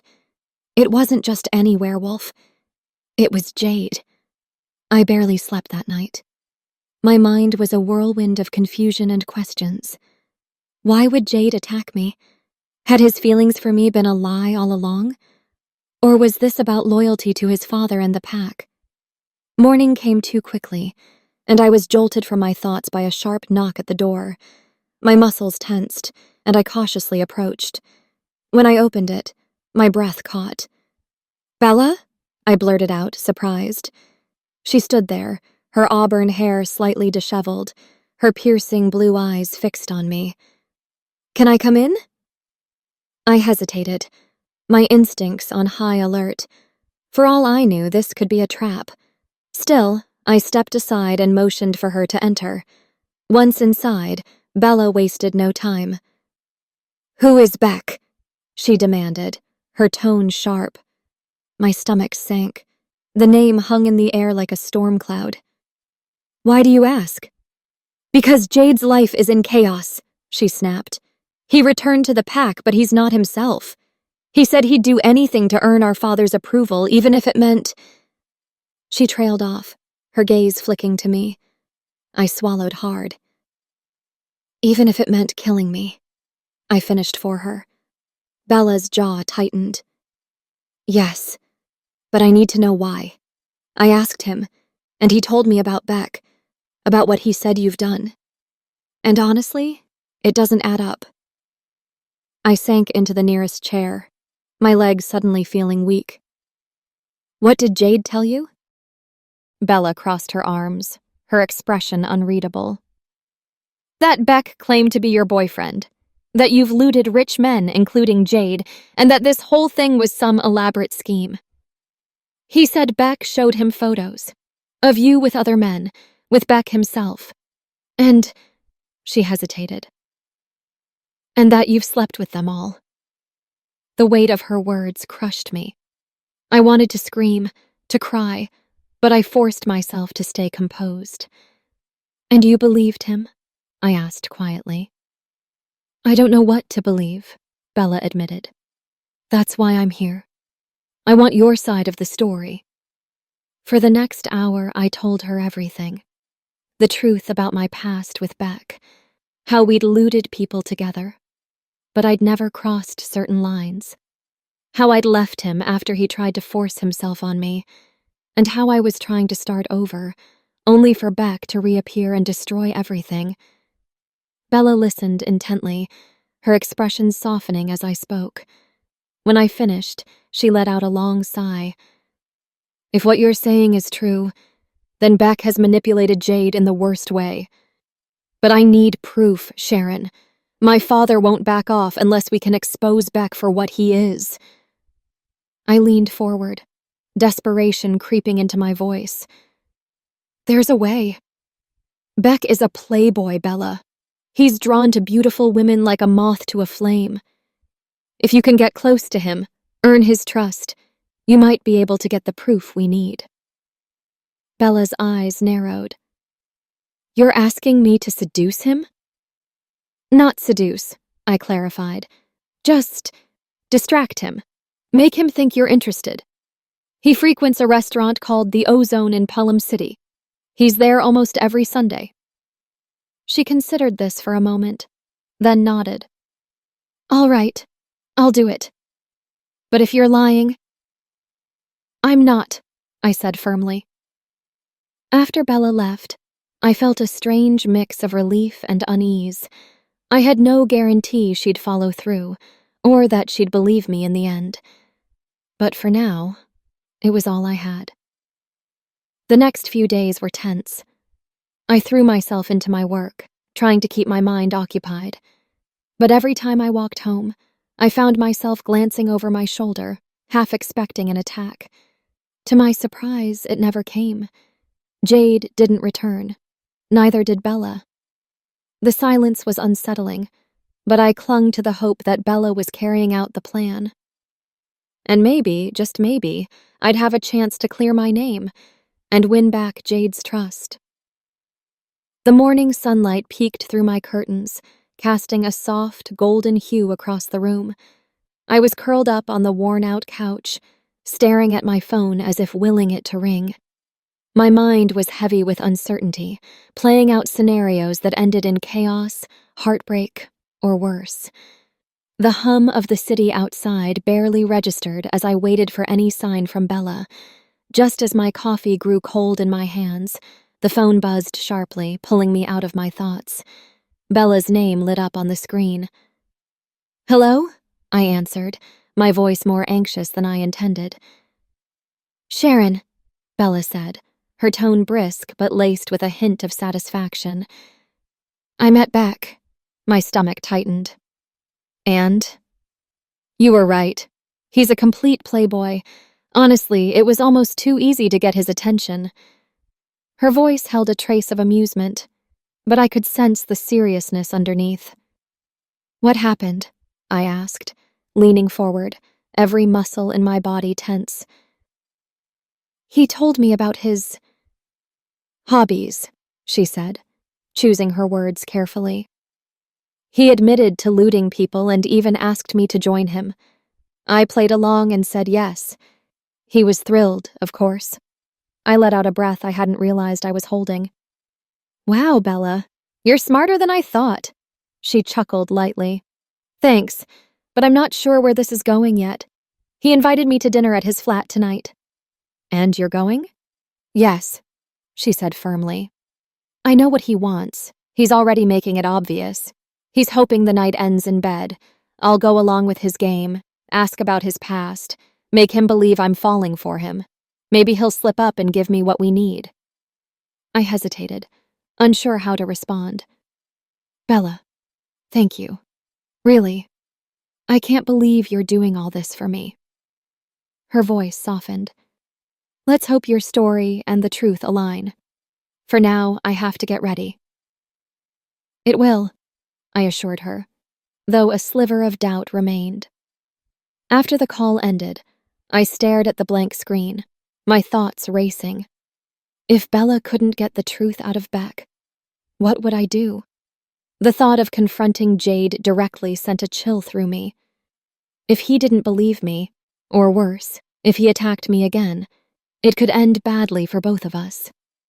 The only other option was to leave. Move to a far-off city, or even another country, and start over. But how? My savings were meager, and starting from scratch felt like an uphill battle. The weight of it all pressed down on me like a heavy cloak. I set the phone aside and closed my eyes. Sleep came reluctantly, filled with restless dreams of werewolves and whispered lies. The next morning, the sound of my phone buzzing pulled me from a deep, dreamless sleep. I scrambled to grab it, fumbling with the buttons before pressing it to my ear. "Bella?" "You were right," she said without preamble, her voice clear and decisive. I sat up straight, the blanket slipping to the floor. "What did he say?" "Everything," Bella replied. "Beck is such a fool. He'll say anything if a pretty woman bats her eyelashes at him." There was a hint of triumph in her tone. "He admitted that he turned Jade against you because you rejected him." Relief flooded through me like a warm wave. "Oh my God. Bella, how did you manage that?" She laughed softly, a sound that was both amused and slightly exasperated. "I told him a fake sob story about an ex-boyfriend who hurt me. Then I asked him about his past. He practically jumped at the chance to talk about you. He said you worked together, that you looted people with him. He claimed you slept with all the men you targeted, but when he tried to be with you, you rejected him." I swallowed hard, feeling a mix of anger and vindication. "And then?" "Then he told me how he decided to get revenge. He said it was easy to convince Jade you were a liar and a manipulator because of your history. He even bragged about showing Jade fake photos." Her voice dropped. "It's disgusting, Sharon. I don't know how you dealt with him for so long." I let out a shaky breath, gripping the phone tightly. "Thank you, Bella. For everything. I don't know how I'll ever repay you." "You can start by telling me what's next," she said. I thought for a moment, my mind racing. "You need to tell Jade the truth. Show him Beck's real colors. Once he knows, I'll meet him. I'll tell him everything. My real name, my past, all of it." Bella was quiet for a moment. "Are you sure you're ready for that? It's a big risk." "I have to," I said firmly. "If I don't, he'll never trust me. And I care about him, Bella. More than I've cared about anyone in a long time." She sighed softly. "All right, I'll talk to him today." "Thank you," I whispered, my voice thick with emotion. "Don't thank me yet," Bella said with a wry smile in her voice. "Let's hope this all works out." After the call ended, I sat on the couch, staring at the blank wall across from me. For the first time in weeks, I felt a glimmer of hope. Bella had the truth, and she was on my side. Maybe, just maybe, things could finally start to get better. But a small voice in the back of my mind reminded me that the fight wasn't over. Beck wasn't the type to let things go easily, and I knew he wouldn't take kindly to Bella's betrayal. I shook the thought away and forced myself to focus on the present. For now, all I could do was wait. The hours ticked by slowly, each minute stretching into what felt like an eternity. I busied myself with chores around the flat, tidying up the kitchen, folding laundry, anything to keep my hands moving and my mind occupied. But deep down, I couldn't shake the feeling that the real battle was just beginning. Bella had given me a lifeline, but it was up to me to use it wisely, for Jade's sake, and for my own. By the time the clock struck 5 p.m., I felt a rare sense of calm washing over me. For the first time in what felt like forever, things seemed to be falling into place. Bella's loyalty and Jade's potential understanding gave me hope, but I knew better than to relax completely. I sat by the window, sipping on lukewarm tea, watching the city move in its usual rhythm. The faint hum of traffic and distant chatter of neighbors were like white noise. Despite my newfound hope, I made a mental note of a plan B. If anything went south, I was ready to vanish, to leave this city, maybe even this country, and start over. But something tugged at me. Curiosity, or maybe caution, I wasn't sure. I reached for my phone and dialed Beck's number. "Hello?" His voice was sharp, as if he didn't recognize the caller at first. "It's me," I said, keeping my tone light but firm. There was a pause, then his tone shifted, smoother now. "Why are you calling me, Sharon?" I took a breath, preparing for the game I was about to play. "Beck, I've been thinking," I said, letting a trace of vulnerability seep into my voice. "Jade was never right for me. I realize now that you and we're perfect together. I want my life back. I want to be with you." "Are you serious?" His disbelief was almost comical. "Yes," I replied softly, layering my words with conviction. "I need to talk to you in person. Can we meet tomorrow evening? Palm Restaurant at 7? There was a beat of silence. Then his voice practically dripped with glee. "Yes. Yes, I knew it, Sharon. I knew you'd come around. I love you, you know that? I'll see you tomorrow." "See you then," I said, ending the call before his enthusiasm could make me sick. Setting the phone down, I couldn't help but smile. "Beck," I murmured to myself, "you can't outplay me, can't outplay." The evening stretched on. I flipped through photos of Jade on my phone, my finger tracing the screen absent-mindedly. Each image told a story. His laugh, the way his eyes lit up when he was teasing me, the rare moments when he'd let his guard down and show his softer side. I set my phone aside and decided to shower. The water was warm, cascading over my skin, washing away the fatigue of the day. When I stepped out, I felt renewed, as if I was shedding more than just the grime of the city. I slipped into a comfortable dress, light gray with soft cotton fabric that hugged me in all the right places. Grabbing a small overnight bag, I called a cab and headed to the outskirts of the city.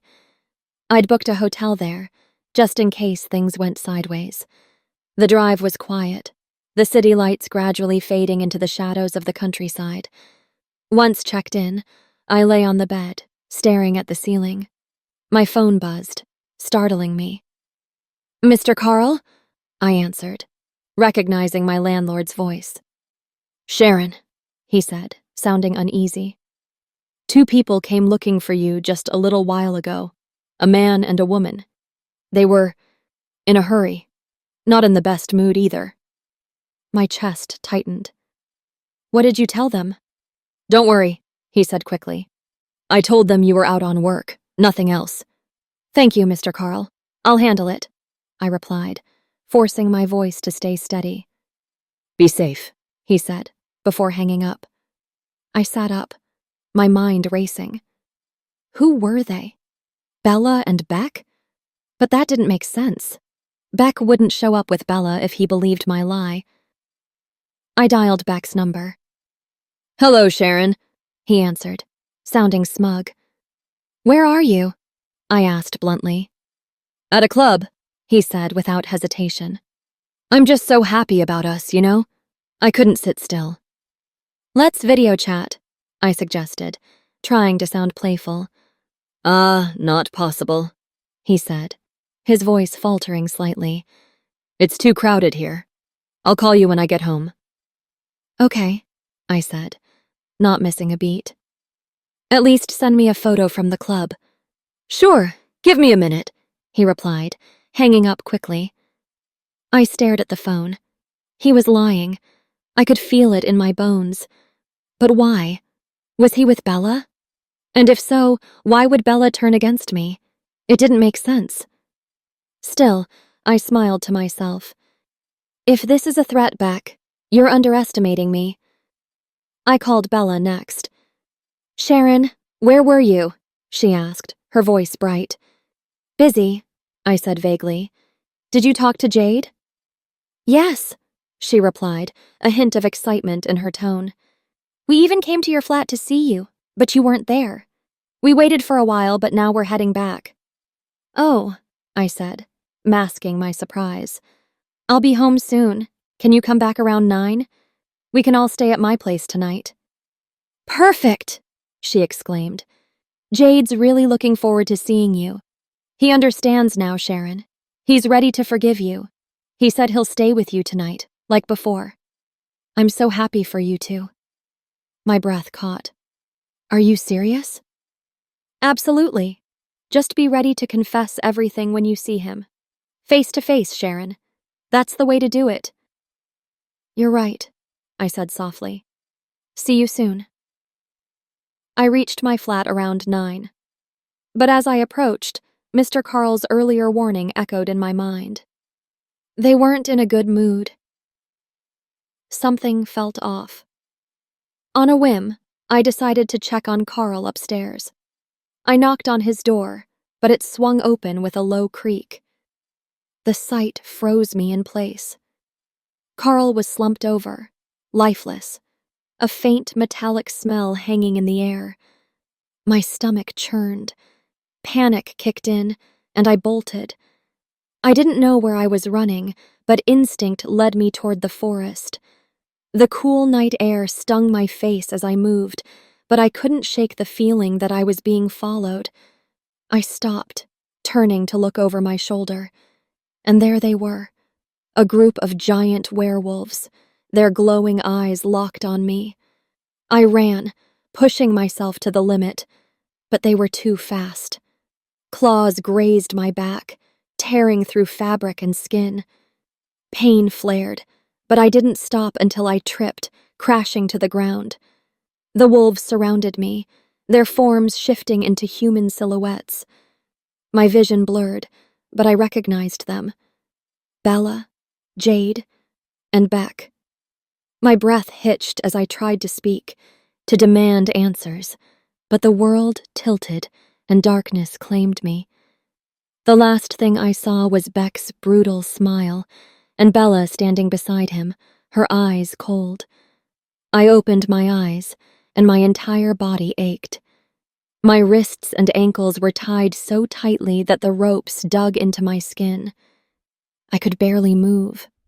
Cold metal bars surrounded me on all sides, and the room smelled damp, like old stone and rusted iron. My head spun, but as my vision cleared, I saw her, Bella, sitting in a wooden chair just a few feet away, watching me like a hawk. Her expression was smug, and her arms were crossed over her chest. She was still wearing the same navy blouse and dark jeans she'd worn earlier, but now she looked different, more menacing, more in control. Bella, I managed to say, my voice dry and cracked. Why? She smirked. Well, your plan wasn't half bad, Sharon. But Beck? He's better, smarter, and I like him. She leaned forward, resting her elbows on her knees. I told Jade everything. How you were just using him. Beck and I agreed it was the only way to protect my brother. My chest tightened. I didn't do anything to you, Bella. I cared about Jade. I still do. Why would you do this to me? Her laugh was sharp and humorless. You stole him from us. The moment Jade brought you into our lives, it was all about you. Everything. My brother's loyalty, his time, his love. It all revolved around you. That's your perspective, not the truth, I said, trying to keep my voice steady. I never wanted to come between you and Jade. Bella cut me off. It doesn't matter now. You're here, and you're powerless. She straightened and brushed her hair back with a flick of her hand, as if this was just another casual day for her. My stomach churned. What are you planning to do with me? Bella tilted her head slightly, like she was savoring my fear. Oh, I'm not planning anything. My father is. And trust me, he's got a creative streak. The kind of pain he'll inflict on you will be slow, calculated, unforgettable. I stared at her, my pulse quickening. I don't deserve this. Whatever you think I did, Save it, Bella interrupted, waving her hand dismissively. You're wasting your breath. Before I could say another word, the door creaked open and Beck walked in. He was grinning, the kind of grin that made my skin crawl. His leather jacket was open, revealing a plain black shirt underneath, and his hair was slightly disheveled, like he hadn't bothered to fix it after whatever scheme he'd been up to. Sharon, he said, dragging out my name like it was a joke. How's our mastermind feeling? Still think you can outsmart me? I didn't answer. I couldn't. He chuckled, his hands in his pockets as he paced in front of the cage. You know, you almost had me convinced. Almost. But then Bella and I had a little chat, and, well... He stopped, leaning down so his face was level with mine. His breath smelled faintly of whiskey. Here you are. Before I could respond, a voice called out from the hallway. Bella, your father's calling for you. Bella stood, smoothing her jeans as if she were heading to a casual dinner. I'm coming, she said, shooting me one last glance. Her expression was triumphant, her smile cold. I gathered every ounce of strength I had and shouted, Where is Jade? Neither of them answered. Bella locked the door behind her, and their footsteps faded down the hallway. The room fell silent. I could hear the faint drip of water somewhere in the distance. My throat was dry, my body exhausted, but my mind raced. I scanned the room, searching for anything that could help me escape. The cage was sturdy, 3 layers of reinforced steel bars, but I wasn't going to give up. I wouldn't let them destroy me. I noticed a broken piece of wood near the corner of the room, just within reach if I stretched hard enough. My fingers strained against the ropes, and I inched closer. But before I could grab it, the door swung open again. This time, a man entered with a large cloth. Without a word, he threw it over the cage, plunging me into darkness. What are you doing? I shouted. Where are you taking me? The cage jolted as several people began moving it. Their footsteps echoed as they carried me through what felt like a long corridor. I couldn't see anything, but I heard one of them mutter, You'll meet our Alpha soon enough. The word Alpha sent a shiver down my spine. After what felt like an eternity, the cloth was pulled away. I blinked, my eyes adjusting to the sudden light. A man stood before me, tall and imposing. His hair was dark, his face sharp, and his eyes burned with a predatory intensity. He wore a crisp black shirt and dark jeans, and there was an air of authority about him that made it clear who he was. I'm Lewis, he said, his voice deep and steady. The Alpha of this pack. I stared at him, trying to place his face, and then it hit me. He was the same man who had tried to attack me during my escape from the mansion. I don't want any trouble, I said, my voice firm despite the fear bubbling inside me. I won't tell anyone about your pack. I have no reason to. Lewis's lips curled into a smirk. Oh, but this isn't about secrecy. He pulled a photo from his pocket and held it up for me to see. It was an old photograph of a young man and a woman. The woman She looked just like me. "That's your mother," Lewis said. "And the man? That's me. She was the love of my life, but she chose your father instead." My breath caught. "What? What are you talking about?" The cage jolted as several people began moving it. Their footsteps echoed as they carried me through what felt like a long corridor. I couldn't see anything, but I heard one of them mutter, "You'll meet our Alpha soon enough." The word Alpha sent a shiver down my spine. After what felt like an eternity, the cloth was pulled away. I blinked, my eyes adjusting to the sudden light. A man stood before me, tall and imposing. His hair was dark, his face sharp, and his eyes burned with a predatory intensity. He wore a crisp black shirt and dark jeans, and there was an air of authority about him that made it clear who he was. "I'm Lewis," he said, his voice deep and steady. "The alpha of this pack." I stared at him, trying to place his face. And then it hit me. He was the same man who had tried to attack me during my escape from the mansion.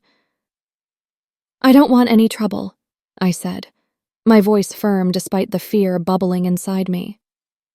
"I won't tell anyone about your pack. I have no reason to."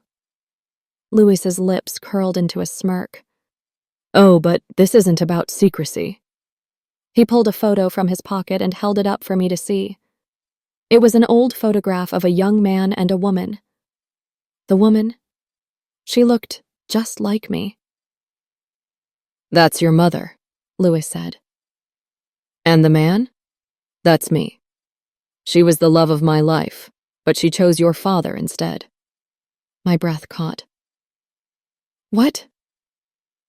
What are you talking about?" "She left me because I'm a werewolf," Lewis continued, his tone bitter. "She married your father, a pathetic human, and I couldn't let that stand, so I destroyed them both." He leaned closer, his eyes gleaming with malice. "And now it's your turn." I stared at him, horrified. "You're insane. My mother had every right to choose who she loved. You're nothing but a monster." Lewis laughed, a cold, empty sound. "Call me what you want. Tonight, you'll pay the price for her betrayal. You'll be tied to a tree and burned." I clenched my fists, my anger drowning out my fear. "Fight me, Lewis. One-on-one. If you're so powerful, prove it." He laughed again, shaking his head. "I don't need to prove anything to you." With that, he turned and walked away, leaving me alone once more. I heard voices outside the room, orders being given to start the preparations. I refused to give up. I wouldn't let them win. Not like this. I sat quietly in the room, the dim light casting long shadows on the walls. My wrists still ached from being tied, and my waist throbbed where the werewolf's jaws had clamped around me. Even though I was free, I couldn't shake the feeling of being trapped. My mind raced with everything that had happened.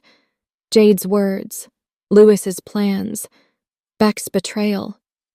It all felt like a storm I couldn't escape. Suddenly, I heard footsteps near the window. I shot up from the floor, my body tense, my instincts sharper than ever. I rushed to the window and saw Jade walking by. He looked distracted, his hands shoved into his pockets, his shoulders slightly hunched as if carrying the weight of the world. "Jade, please talk to me," I shouted, my voice hoarse but desperate. He froze mid-step and slowly turned around. When our eyes met, my heart ached. His face was a mix of anger and pain, but underneath it, I could see the love he was trying so hard to bury. He walked toward the window, his movements slow and deliberate, and stopped just a few feet away. "Why, Sharon?" he said, his voice low and trembling. Why did you do this to me? I really loved you, Emily. He paused, then corrected himself bitterly.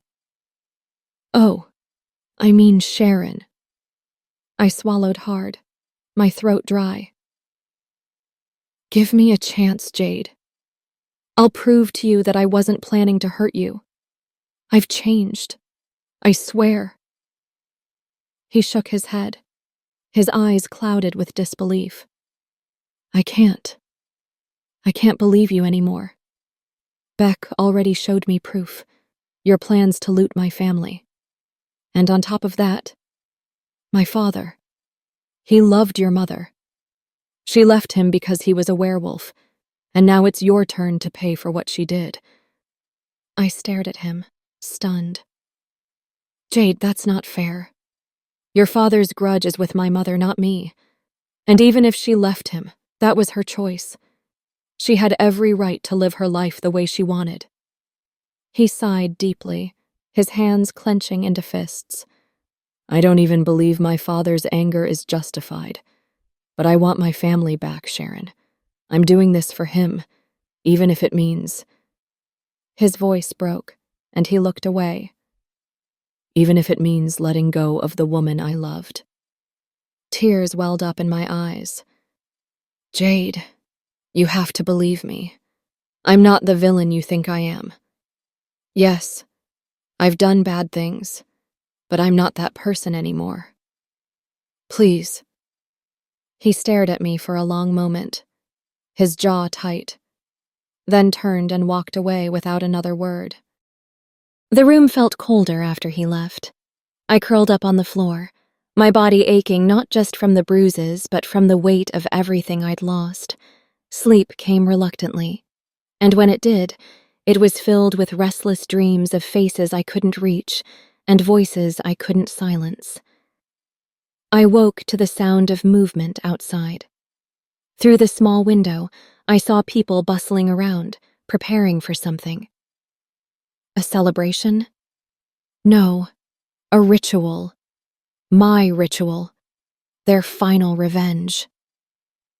A group of men burst into the room, their faces cold and indifferent. Before I could react, one of them plunged a needle into my arm. A heavy numbness spread through me, my limbs growing useless as they unlocked my chains. I felt myself being lifted, my vision blurring as they carried me outside. The air was thick with the scent of damp earth and burning wood. I could barely make out the tree they tied me to, my body limp against the rough bark. I blinked hard, trying to focus, and saw the faces around me. Bella standing close to her father, her expression smug. Beck, smirking with that cruel twist of his lips, and Jade, standing apart, his face a mask of stoic determination. But his eyes betrayed him. They were filled with pain. Louis stepped forward, a canister of petrol in his hand. The smell was sharp and overpowering as he poured it over me, soaking my clothes, my skin. I shivered, not from the cold, but from the realization that this might really be the end. But then, something changed. Beck was gone. I scanned the crowd, but he had disappeared. Before I could make sense of it, a blur of movement shot through the clearing. A flash of claws and teeth struck me, sharp and quick. Pain seared through my arms, then my legs, as the thing circled back. I screamed, but the sound was drowned out by the gasps and shouts around me. And then, in a blur, it came for me again. A massive werewolf, its jaws clamping around my waist. The world tilted as it lifted me and bolted, faster than anything I'd ever seen. The pain in my waist was unbearable, but I couldn't fight it. I could only hang on as it tore through the forest, its growls echoing in the night. The pack was behind us, their howls piercing the air, but the werewolf didn't stop. It raced on, the trees whipping past in a blur. Finally, it reached a hill, and without hesitation, it leapt.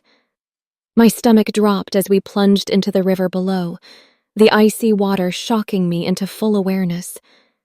When we surfaced, The werewolf released me, its jaws unlocking from my waist.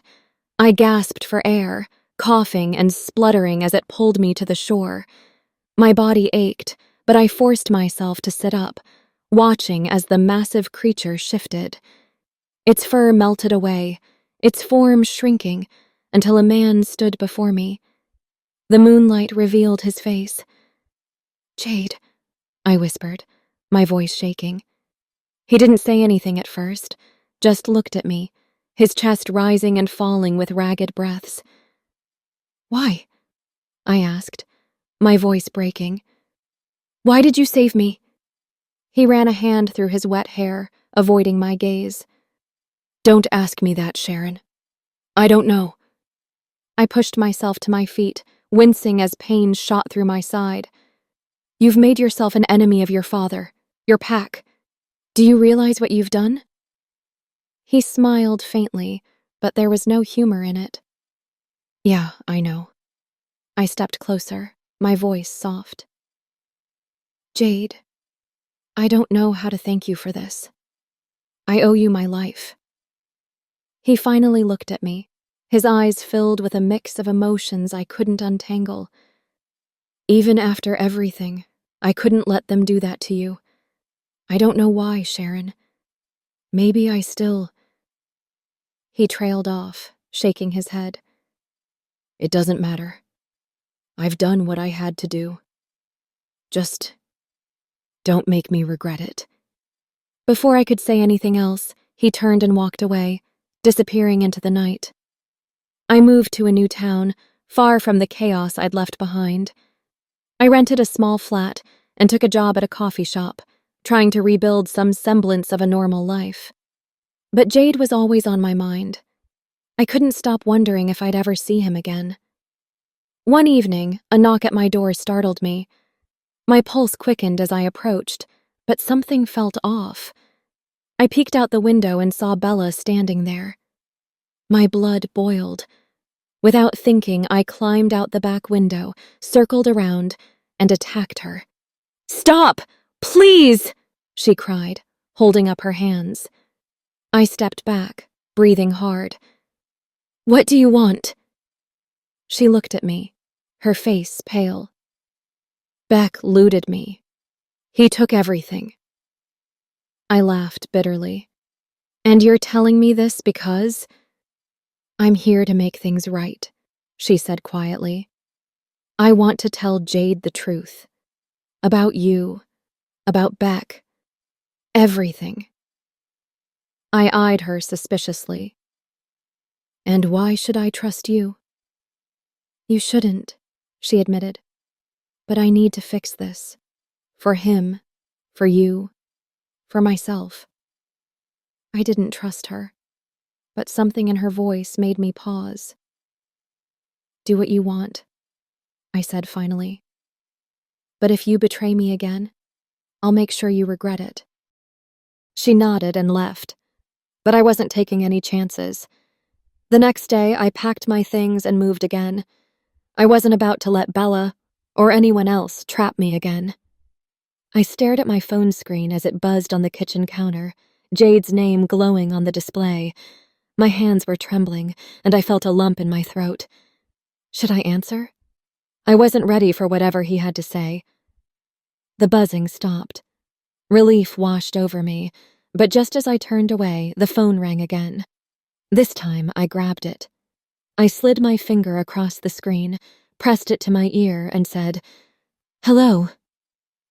Sharon, can you forgive me?" Jade's voice was raw, barely holding back tears.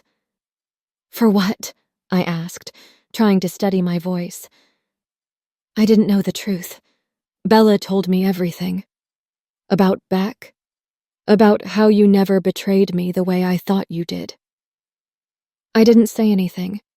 My mind raced, unsure if this was some cruel joke or the truth finally coming to light. "Sharon," he continued, "can we meet?" "Why? So you can lock me in a cage again?" I asked, sarcasm dripping from my words, though deep down, I hoped he'd say something to convince me otherwise. His voice cracked. Sharon, I love you. The words hung in the air like a lifeline. For a moment, I couldn't speak. Meet me at David's coffee shop, I finally managed to say. Within a minute, he replied, his voice filled with urgency. I ended the call and didn't waste a second. My body instinctively shifted into my vampire form, and I sprinted toward the coffee shop. The world blurred around me as the wind tore past my face.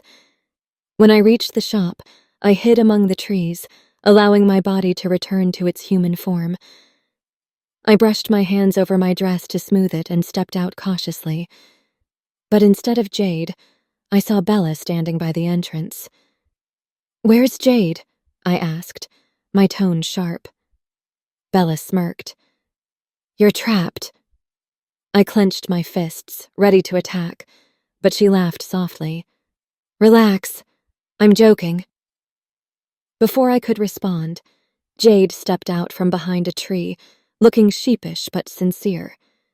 The sight of him brought a whirlwind of emotions. I stormed over and slapped him. Not hard, but enough to make my point. He didn't flinch. Instead, he stepped closer and cupped my face. Before I could say another word, his lips crashed against mine. It was a kiss filled with longing and unspoken apologies. I let myself melt into it, forgetting everything else for that brief moment. When we broke apart, I whispered, "Jade, I'm sorry. He placed a finger on my lips. "Stop. I don't need any more explanations."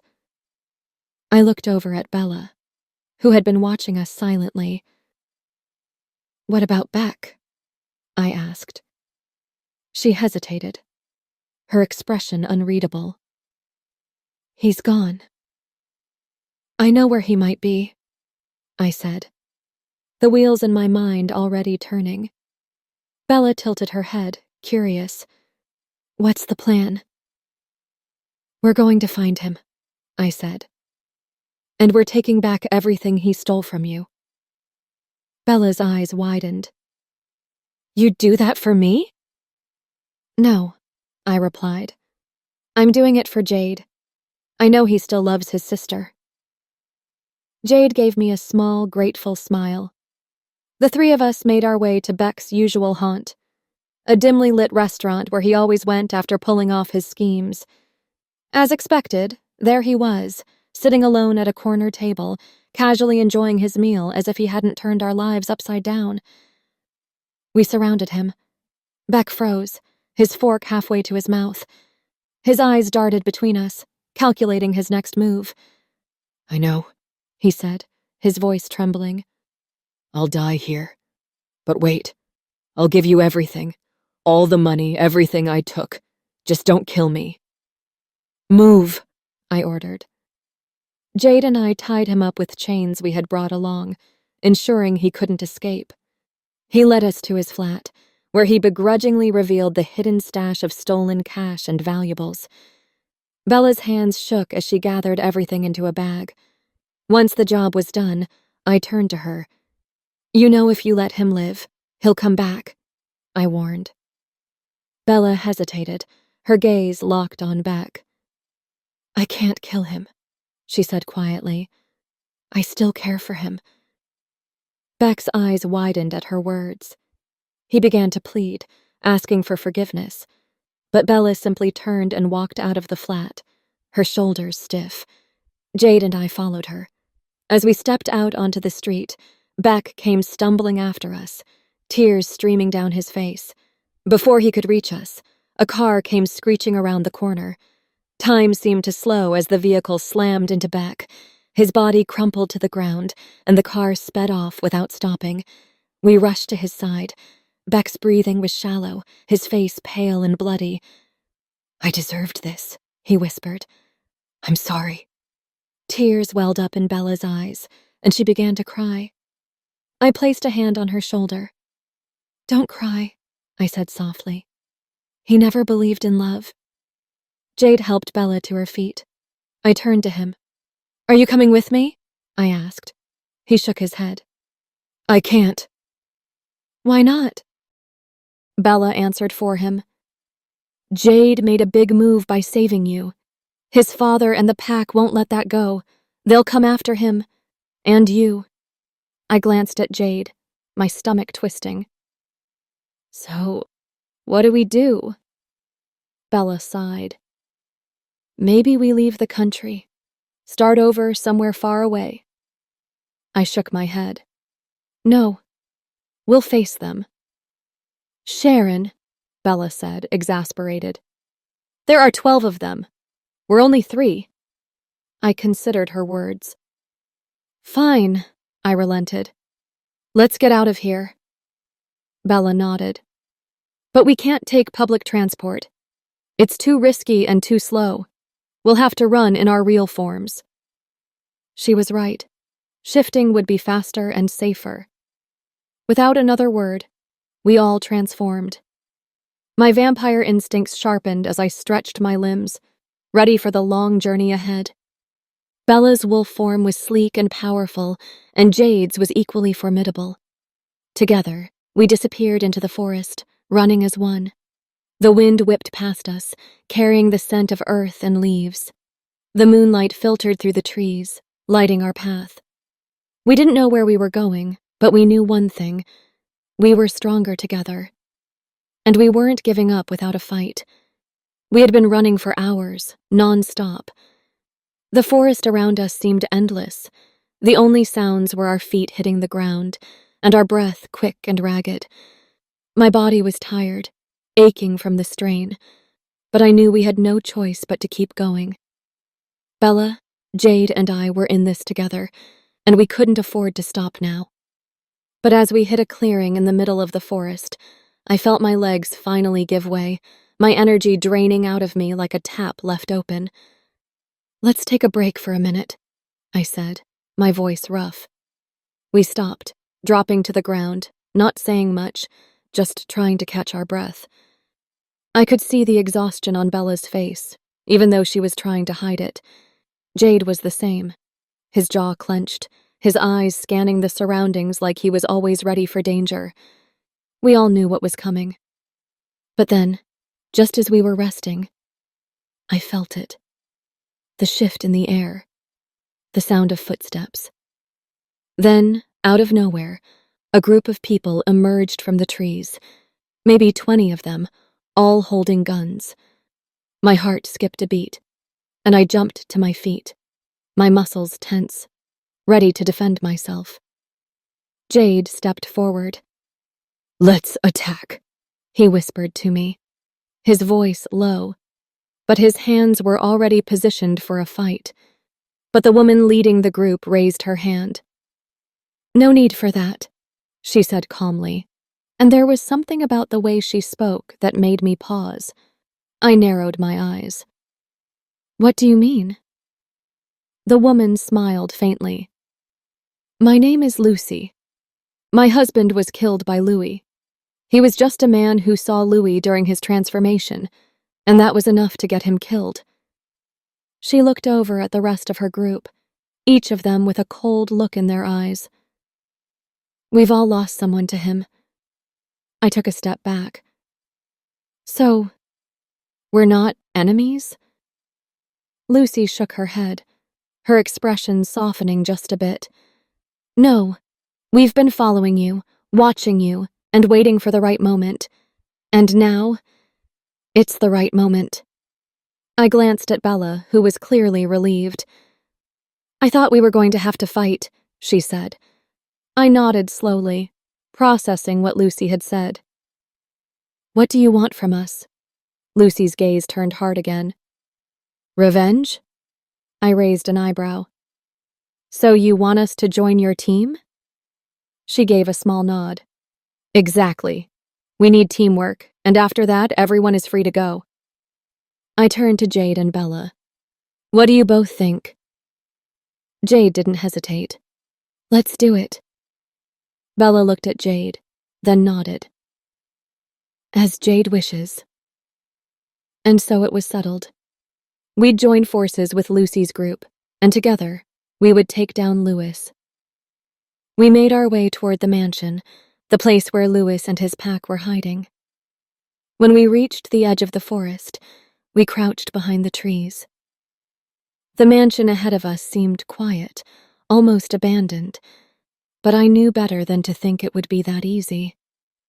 Suddenly, a man from their group cried out in pain.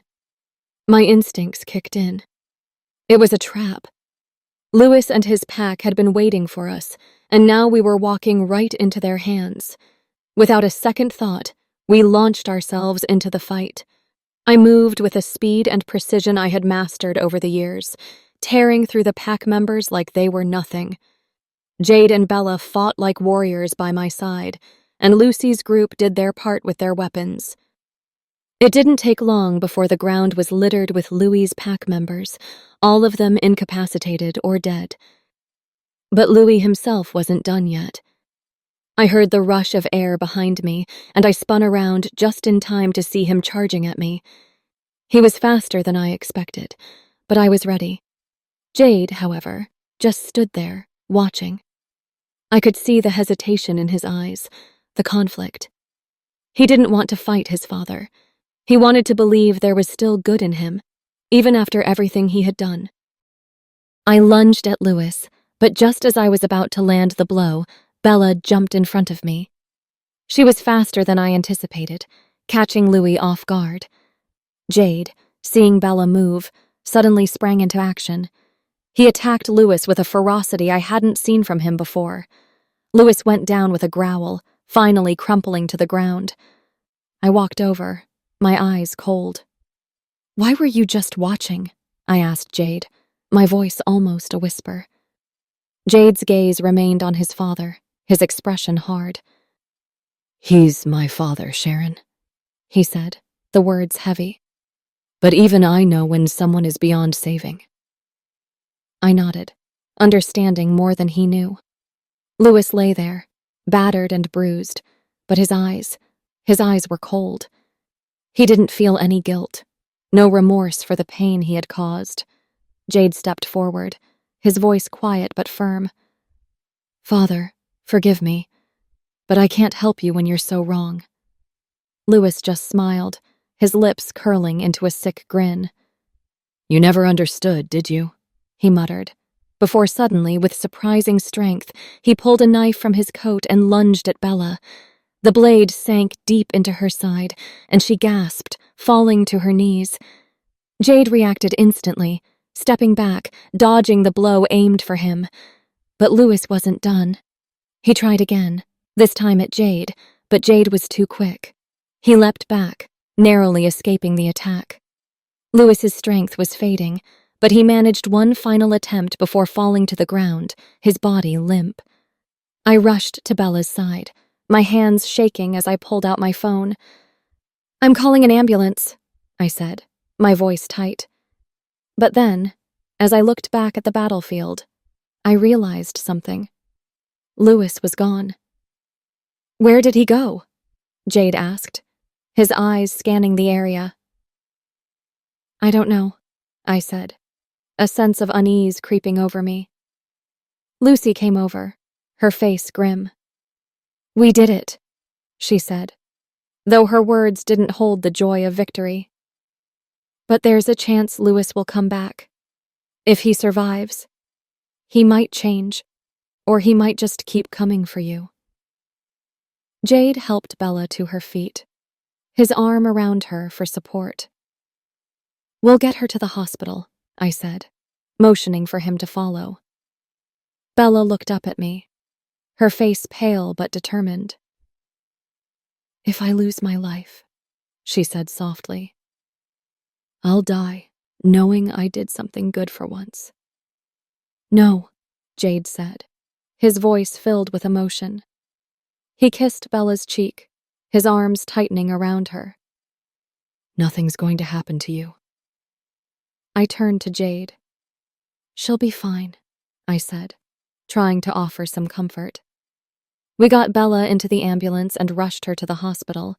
We didn't leave her side for hours, not even for a minute. When Bella finally opened her eyes, she smiled weakly. "So, Sharon and Jade, when are you two getting married?" I laughed softly, the tension finally leaving my body. Well, I don't know yet, I said, smiling at her. Jade kissed her forehead. Not now, Bella, he said, his voice full of emotion. But Bella had the last word. You two better figure it out, she whispered.